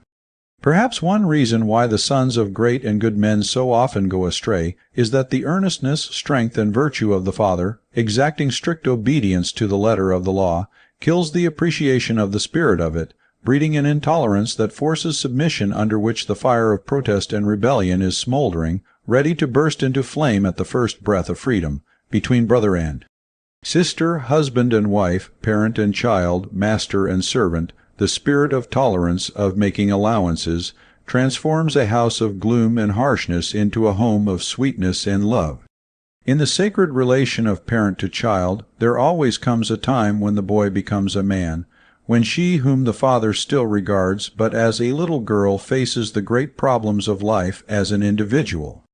The coming of years of discretion brings a day when the parents must surrender their powers of trusteeship, when the individual enters upon his heritage of freedom and responsibility. Parents have still the right and privilege of counsel and of helpful, loving insight their children should respect. But in meeting a great question, when the son or daughter stands before a problem that means happiness or misery for a lifetime, it must be for him or for her to decide. Coercion, bribery, undue influence, threats of disinheritance, and the other familiar weapons are cruel, selfish, arrogant, and unjust. A child is a human being, free to make his own life, not a slave. There is a clearly marked deadline that it is intolerance to cross. Let us realize that tolerance is ever broadening. It develops sympathy, weakens worry, and inspires calmness. It is but charity and optimism. It is Christianity as a living, eternal fact, not a mere theory. Let us be tolerant of the weakness of others, sternly intolerant of our own. Let us seek to forgive and forget the faults of others, losing sight, to a degree, of what they are in the thought of what they may become. Let us fill their souls with the inspiring revelation of their possibilities in the majestic evolution march of humanity. Let us see for ourselves and for them, in the acorn of their present, the towering oak of their future. We should realize the right of every human soul to work out its own destiny, with our aid, our sympathy, our inspiration, if we are thus privileged to help him to live his life, but it is intolerance to try to live it for him. He sits alone on the throne of his individuality. He must reign alone, and at the close of his rule must give his own account to the God of the ages of the deeds of his kingship. Life is a dignified privilege, a glorious prerogative of every man, and it is arrogant intolerance that touches the sacred ark with the hand of unkind condemnation. Chapter 7, The Things That Come Too Late Time seems a grim old humorist with a fondness for afterthoughts. The things that come too late are part of his sarcasm. Each generation is engaged in correcting the errors of its predecessors, and in supplying new blunders for its own posterity to set right. Each generation bequeaths to its successor its wisdom and its folly, its wealth of knowledge and its debts of error and failure. The things that come too late thus mean only the delayed payments on old debts. They mean that the world is growing wiser, and better, truer, nobler, and more Jew-sent. It is emerging from the dark shadows of error into the sunshine of truth and justice. They prove that time is weaving a beauteous fabric from the warp and woof of humanity, made up of shreds and tangles of error and truth. The things that come too late are the fuller wisdom, the deferred honors, and the truer conception of the work of pioneers, the brave, sturdy fighters who battled alone for truth and were misunderstood and unrecognized. It means the world's finer attitude toward life. If looked at superficially, the things that come too late make us feel helpless, hopeless, and pessimistic. If seen with the eye of deeper wisdom, they reveal to us the grand evolution march of humanity toward higher things. It is nature's proclamation that, in the end, right must triumph, truth must conquer, and justice must reign. For us as individuals, it is a warning and an inspiration, a warning against withholding love, charity, kindness, sympathy, justice, and helpfulness, till it is too late. An inspiration for us to live ever at our best, ever up to the maximum of effort, not worrying about results, but serenely confident that they must come. It takes over 30 years for the light of some of the stars to reach the earth, some 100, some 1,000 years. Those stars do not become visible till their light reaches and reacts on human vision. It takes an almost equal time for the light of some of the world's great geniuses to meet real, seeing eyes. Then we see these men as the brilliant stars in the world's gallery of immortal great ones. This is why contemporary reputation rarely indicates lasting fame. We are constantly mistaking fireflies of cleverness for stars of genius. But time brings all things right. The fame, though, brings no joy or encouragement or inspiration to him who has passed beyond this world's lights and shadows. It has the sadness of the honors that come too late, a touch of the farcical mingled with its pathos. Tardy recognition is better than none at all. It is better, though late, than never, but it is so much truer and kinder and more valuable if never late. We are so inclined to send our condemnation and our snapshot criticisms by express, and our careful, honest commendation by slow freight. In October 1635, Roger Williams, because of his inspiring pleas for individual liberty, was ordered by the General Court of Massachusetts to leave the colony forever. He went to Rhode Island, where he lived for nearly 50 years. But the official conscience grew a little restless, and a few years ago, in April 1899, Massachusetts actually made atonement for its rash act. The original papers, yellow, faded, and crumbling, were taken from their pigeonhole tomb, and by an ordinary motion made, seconded, and adopted, the order of banishment was solemnly annulled and repealed, and made of no effect whatever. The ban under which Roger Williams had lain for over 260 years was lifted, and there is no reason now, according to law, why Roger Williams cannot enter the state of Massachusetts and reside therein. The action was to the credit and honor of the state. It was right in its spirit, and Roger, being in the spirit for more than 2 centuries, may have smiled gently and understood. but the reparation was really over-delayed. The mistakes, the sin and folly of one age may be partially atoned for by a succeeding age, but the individual stands alone. For what we do and for what we leave undone, we alone are responsible. If we permit the golden hours that might be consecrated to higher things to trickle like sand through our fingers, no one can ever restore them to us. Human affection is fed by signs and tokens of that affection. Merely having kindly feelings is not enough. They should be made manifest in action. The parched earth is not refreshed by the mere fact of water in the clouds. It is only when the blessing of rain actually descends that it awakens to new life. We are so ready to say He knows how much I think of Him, and to assume that as a fitting substitute for expression. We may know that the sun is shining somewhere, and still shiver for lack of its glow and warmth. Love should be constantly made evident in little acts of thoughtfulness, words of sweetness and appreciation, smiles and handclasps of esteem. It should be shown to be a loving reality instead of a memory by patience, forbearance, courtesy, and kindness. This theory of presumed confidence in the persistence of affection is one of the sad phases of married life. We should have roses of love ever blooming, ever breathing perfume, instead of dried roses pressed in the family Bible, merely for reference as a memorial of what was, instead of guarantee of what is. Matrimony too often shuts the door of life and leaves sentiment, consideration, and chivalry on the outside. The feeling may possibly be still alive, but it does not reveal itself rightly. The rhymed poetry of loving has changed to blank verse and later into dull prose. As the boy said of his father, he's a Christian, but he's not working much at it now. Love without manifestation does not feed the heart any more than a locked bread box feeds the body. It does not illuminate and brighten the round of daily duties any more than an unlit lamp lightens a room. There is often such a craving in the heart of a husband or a wife for expression in words of human love and tenderness, that they are welcomed no matter from what source they may come. If there were more courtships continued after marriage, the work of the divorce courts would be greatly lessened. This realization is often one of the things that come too late. There are more people in this world hungering for kindness, sympathy, comradeship, and love than are hungering for bread. We often refrain from giving a hearty word of encouragement, praise, or congratulation to someone, even where we recognize that our feelings are known, for fear of making him conceited or overconfident. Let us tear down these dikes of reserve, these walls of petty repression, and let in the flood of our feelings.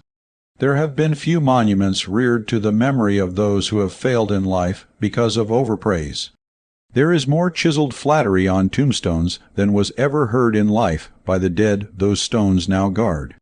Man does not ask for flattery, he does not long for fulsome praise. He wants the honest, ringing sound of recognition of what he has done, fair appreciation of what he is doing, and sympathy with what he is striving to do. Why is it that death makes us suddenly conscious of 100 virtues in a man who seemed commonplace and faulty in life? Then we speak as though an angel had been living in our town for years, and we had suddenly discovered him. If he could only have heard these words while living, if he could have discounted the eulogies at, say, even 60%, they would have been an inspiration to him when weary, worn, and worried by the problems of living. But now the ears are stilled to all earthly music, and even if they could hear our praise, the words would be but useless messengers of love that came too late. It is right to speak well of the dead, to remember their strength and to forget their weakness, and to render to their memory the expressions of honor, justice, love, and sorrow that fill our hearts. But it is the living, ever the living, that need it most sent. The dead have passed beyond the helpfulness. Our wildest cries of agony and regret bring no answering echo from the silences of the unknown. Those who are facing the battle of life, still seeking bravely to do and to be, they need our help, our companionship, our love, all that is best in us. Better is the smallest flower placed in our warm, living hands than mountains of roses banked round our casket. If we have failed in our expressions to the dead, the deep sense of our sorrow and the instinctive rush of feeling proclaim the vacuum of duty we now seek too late to fill. But there is one atonement that is not too late. It is in making all humanity legatees of the kindness and human love that we regret has been unexpended. It is in bringing brightness, courage, and cheer into the lives of those around us. Thus our regret will be shown to be genuine, not a mere temporary gush of emotionalism. It is during the formative period, the time when a man is seeking to get a foothold, that help counts for most, when even the slightest aid is great. A few books lent to Andrew Carnegie when he was beginning his career were to him an inspiration. He has nobly repaid the loan, made posterity his debtor 1,000,000-fold by his beneficence in sprinkling libraries over the whole country. Help the saplings, the young growing trees of vigor. The mighty oaks have no need of your aid. The heartening words should come when needed, not when they seem only hypocritic protestations or dexterous preparations for future favors. Columbus, surrounded by his mutinous crew, threatening to kill him alone amid the crowd, had no one to stand by him. But he neared land, and riches opened before them. Then they fell at his feet, proclaimed him almost a god, and said he truly was inspired from heaven. Success transfigured him. A long line of pebbly beach and a few trees made him divine. A little patience along the way, a little closer companionship, a little brotherly love in his hours of watching, waiting, and hoping would have been great balm to his soul. It is in childhood that pleasures count most, when the slightest investment of kindness brings largest returns. Let us give the children sunlight, love, companionship, sympathy with their little troubles and worries that seem to them so great, genuine interest in their growing hopes, their vague, unproportioned dreams and yearnings. Let us put ourselves into their places, view the world through their eyes, so that we may gently correct the errors of their perspective by our greater wisdom. Such trifles will make them genuinely happy, happier by far than things 1,000 times greater that come too late. Procrastination is the father of a countless family of things that come too late. Procrastination means making an appointment with opportunity to call again tomorrow. It kills self-control, saps mental energy, makes man a creature of circumstances instead of their creator. There is one brand of procrastination that is a virtue. It is never doing today a wrong that can be put off till tomorrow, never performing an act today that may make tomorrow ashamed. There are little estrangements in life, little misunderstandings that are passed by in silence between friends, each too closely armored with pride and enamored with self to break. There is a time when a few straightforward words would set it all right, the clouds would break and the sunshine of love burst forth again. But each nurses a weak, petty sense of dignity, the rift grows wider, they drift apart, and each goes his lonely way, hungering for the other. They may waken to realization too late to piece the broken strands of affection into a new life. The wisdom that comes too late in 1,000 phases of life usually has an irritating, depressing effect on the individual. He should charge a large part of it to the account of experience. If no wisdom came too late, there would be no experience. It means, after all, only that we are wiser today than we were yesterday, that we see all things in truer relation, that our pathway of life has been illuminated. The world is prone to judge by results. It is glad to be a stockholder in our success and prosperity, but it too often avoids the assessments of sympathy and understanding. The man who pulls against the stream may have but a stanch 2 or 3 to help him. When the tide turns and his craft swiftens its course and he is carried along without effort, he finds boats hurrying to him from all directions as if he had suddenly woke up and found himself in a regatta. The help then comes too late. He does not need it. He himself must then guard against the temptation of cynicism and coldness and selfishness. Then he should realize and determine that what he terms the way of the world shall not be his way, that he will not be too late with his stimulus to others who have struggled bravely as he has done, but who being less strong may drop the oars in despair for the lack of the stimulus of even a friendly word of heartening in a crisis. The old song of dreary philosophy says, "The mill will never grind again with the water that is Why should the mill expect to use the same water over and over? That water may now be merrily turning mill wheels further down the valley, continuing without ceasing its good work. It is folly to think so much of the water that is passant. Think more of the great stream that is ever flowing on. Use that as best you can, and when it has passed you will be glad that it came, and be satisfied with its service. Time is a mighty stream that comes each day with unending flow. To think of this water of past time with such regret that it shuts our eyes to the mighty river of the present is sheer folly. Let us make the best we can of today in the best preparation for tomorrow. Then even the things that come too late will be new revelations of wisdom to use in the present now before us, and in the future we are forming. Chapter 8. The Way of the Reformer. The reformers of the world are its men of mighty purpose.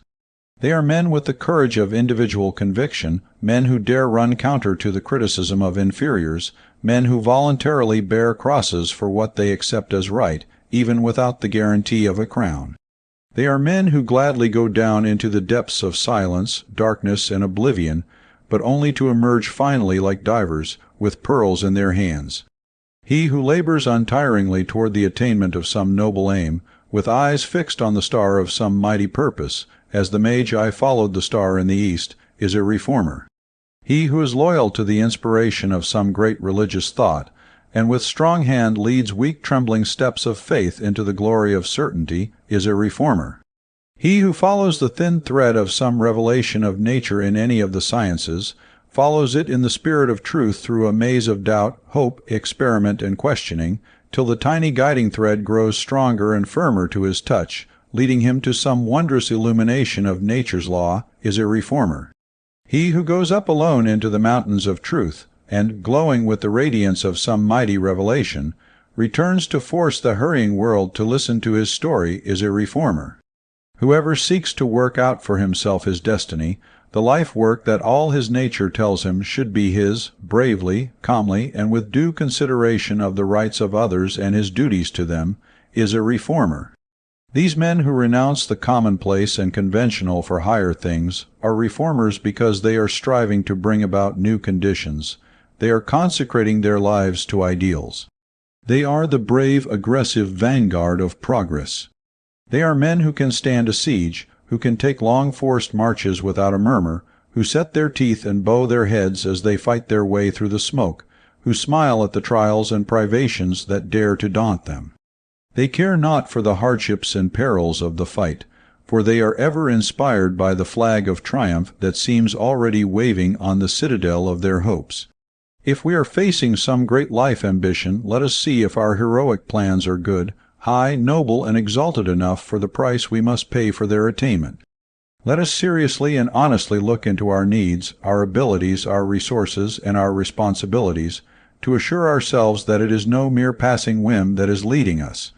Let us hear and consider all counsel, all light that may be thrown on every side. Let us hear it as a judge on the bench listens to the evidence and then makes his own decision. The choice of a life work is too sacred a responsibility to the individual to be lightly decided for him by others less thoroughly informed than himself. When we have weighed in the balance the mighty question and have made our decision, let us act, let us concentrate our lives upon that which we feel is supreme, and never forsaking a real duty, never be diverted from the attainment of the highest things, no matter what honest price we may have to pay for their realization and consent. When nature decides on any man as a reformer, she whispers to him his great message, she places in his hand the staff of courage, she wraps around him the robes of patience and self-reliance, and starts him on his way. Then, in order that he may have strength to live through it all, she mercifully calls him back for a moment and makes him an optimisant. The way of the reformer is hard, very hard. The world knows little of it, for it is rare that the reformer reveals the scars of conflict, the pangs of hope deferred, the mighty waves of despair that wash over a great purpose. Sometimes men of sincere aim and unselfish high ambition, weary and worn with the struggle, have permitted the world to hear an uncontrolled sob of hopelessness or a word of momentary bitterness at the seeming emptiness of all effort.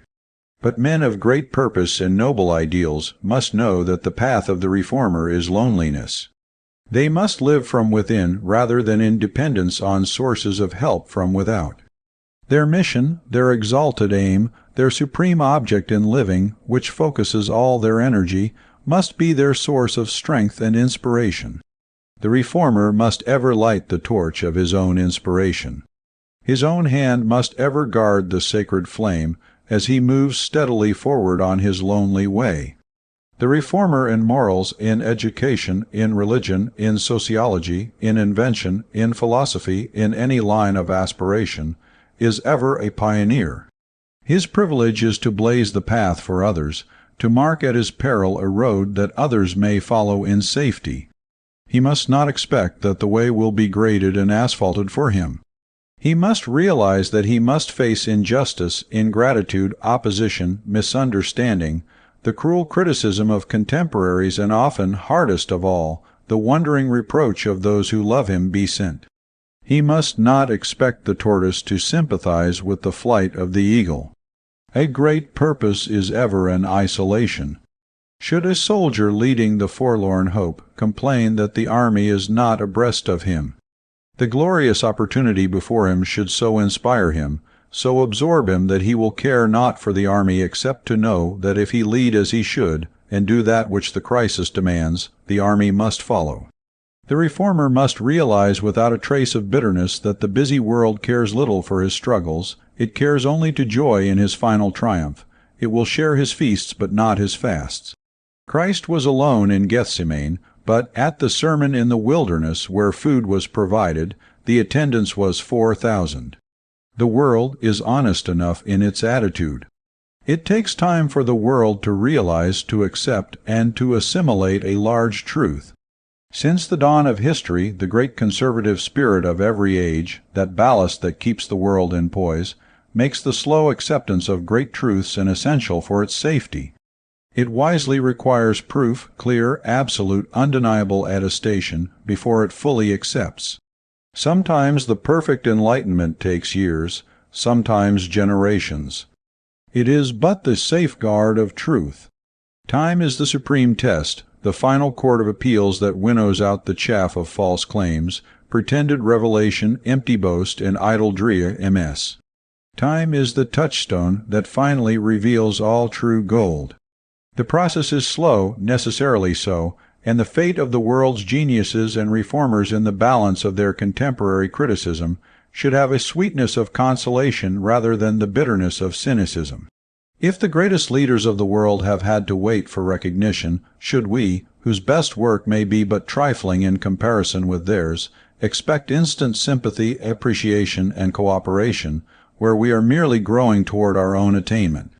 The world ever says to its leaders, by its attitude if not in words, if you would lead us to higher realms of thought, to purer ideals of life, and flash before us, like the handwriting on the wall, all the possible glories of development, you must pay the price for it, not we. The world has a law as clearly defined as the laws of Kepler. Contemporary credit for reform works in any line will be in inverse proportion to the square root of their importance. Give us a new fad and we will prostrate ourselves in the dust. Give us a new philosophy, a marvelous revelation, a higher conception of life and morality, and we may pass you by, but posterity will pay for it. Send your messages C, O, D, and posterity will settle for them. You ask for bread. Posterity will give you a stone called a monument. There is nothing in this to discourage the highest efforts of genius. Genius is great because it is decades in advance of its generation. To appreciate genius requires comprehension and the same characteristics. The public can fully appreciate only what is a few steps in advance. It must grow to the appreciation of great thought. The genius or the reformer should accept this as a necessary condition. It is the price he must pay for being in advance of his generation, just as front seats in the orchestra cost more than those in the back row of the third gallery. The world is impartial in its methods. It says ever, you may suffer now, but we will give you later fame. Posthumous fame means that the individual may shiver with cold, but his grandchildren will get fur-lined ulsters. The individual plants acorns, his posterity sells the oaks.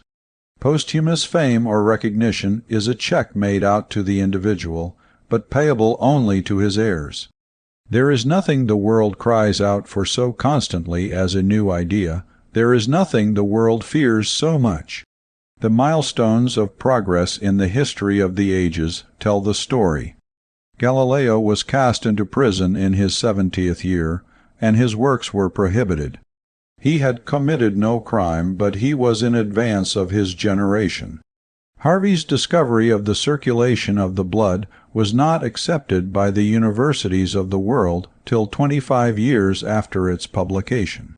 Froebel, the gentle, inspired lover of children, suffered the trials and struggles of the reformer, and his system of teaching was abolished in Prussia because it was calculated to bring up our young people in atheism. So it was with thousands of others. The world says with a large airy sweep of the hand, the opposition to progress is all in the past. The great reformer or the great genius is recognized today. No, in the past they tried to kill a great truth by opposition. Now we gently seek to smother it by making it a fad. So it is written in the book of human nature, the saviors of the world must ever be martyrs. The death of Christ on the cross for the people he had come to save typifies the temporary crucifixion of public opinion that comes to all who bring to the people the message of some great truth, some clearer revelation of the divine. Truth, right, and justice must triumph. Let us never close the books of a great work and say it has failed. No matter how slight seem results, how dark the outlook, the glorious consummation of the past, the revelation of the future must come. And Christ lived 30 years, and he had 12 disciples. One denied him, one doubted him, one betrayed him, and the other 9 were very human. And in the supreme crisis of his life they all forsook him and fled. But today his followers are millions. Sweet indeed is human sympathy. The warm hand clasp of confidence and love brings a rich inflow of new strength to him who is struggling, and the knowledge that someone dear to us sees with love and comradeship our future through our eyes is a wondrous draught of new life. If we have this, perhaps the loyalty of 2 or 3, what the world says or thinks about us should count for little. But if this be denied us, then must we bravely walk our weary way alone, toward the sunrise that must come.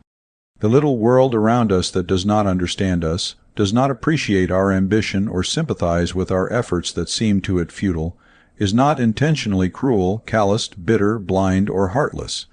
It is merely that busied with its own pursuits, problems, and pleasures, it does not fully realize, does not see as we do. The world does not see our ideal as we see it, does not feel the glow of inspiration that makes our blood tingle, our eye brighten, and our soul seem flooded with a wondrous light. It sees not but the rough block of marble before us, and the great mass of chips and fragments of seemingly fruitless effort at our feet. But it does not see the angel of achievement slowly emerging from its stone prison, from nothingness into being, under the tireless strokes of our chisel. It hears no faint rustle of wings that seem already real to us, nor the glory of the music of triumph already ringing in our ears. There come dark, dreary days in all great work, when effort seems useless, when hope almost appears a delusion and confidence the mirage of folly. Sometimes for days your sails flap idly against the mast, with not a breath of wind to move you on your way, and with a paralyzing sense of helplessness you just have to sit and wait and wait. Sometimes your craft of hope is carried back by a tide that seems to undo in moments your work of months. But it may not be really so. You may be put into a new channel that brings you nearer your haven than you dared to hope. This is the hour that tests us, that determines whether we are masters or slaves of conditions. As in Battle of Marengo, it is the fight that is made when all seems lost that really counts and wrests victory from the hand of seeming defeat. If you are seeking to accomplish any great serious purpose that your mind and your heart tell you is right, you must have the spirit of the reformer. You must have the courage to face trial, sorrow, and disappointment, to meet them squarely and to move forward unscathed and undaunted.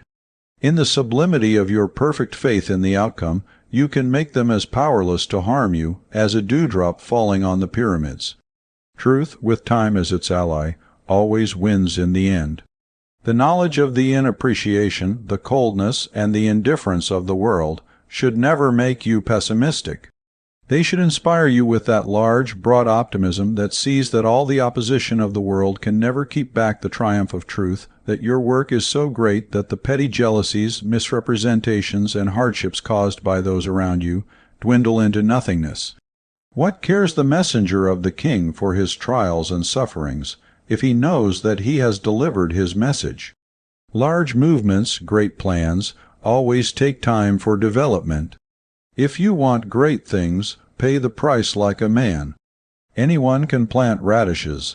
It takes courage to plant acorns and to wait for the oaks. Learn to look not merely at the clouds, but through them to the sun shining behind them. When things look darkest, grasp your weapon firmer and fight harder. There is always more progress than you can perceive, and it is really only the outcome of the battle that counts. And when it is all over and the victory is yours, and the smoke clears away and the smell of the powder is dissipated, and you bury the friendships that died because they could not stand the strain, and you nurse back the wounded and flint-hearted who loyally stood by you, even when doubting, then the hard years of fighting will seem but a dream. You will stand brave, heartened, strengthened by the struggle, recreated to a new, better, and stronger life by a noble battle, nobly waged in a noble cause. And the price will then seem to you nothing. Thank you for joining us for The Power of Truth by William George Jordan. If you found this audiobook meaningful, please give it a thumbs up, share it with those who could benefit, and subscribe to Utopia Academy for more insightful audiobooks that empower and inspire. We'd love to hear your thoughts in the comments. How has embracing truth transformed your life? Remember, the power of truth is within you. Stay authentic, stay strong, and keep living with integrity.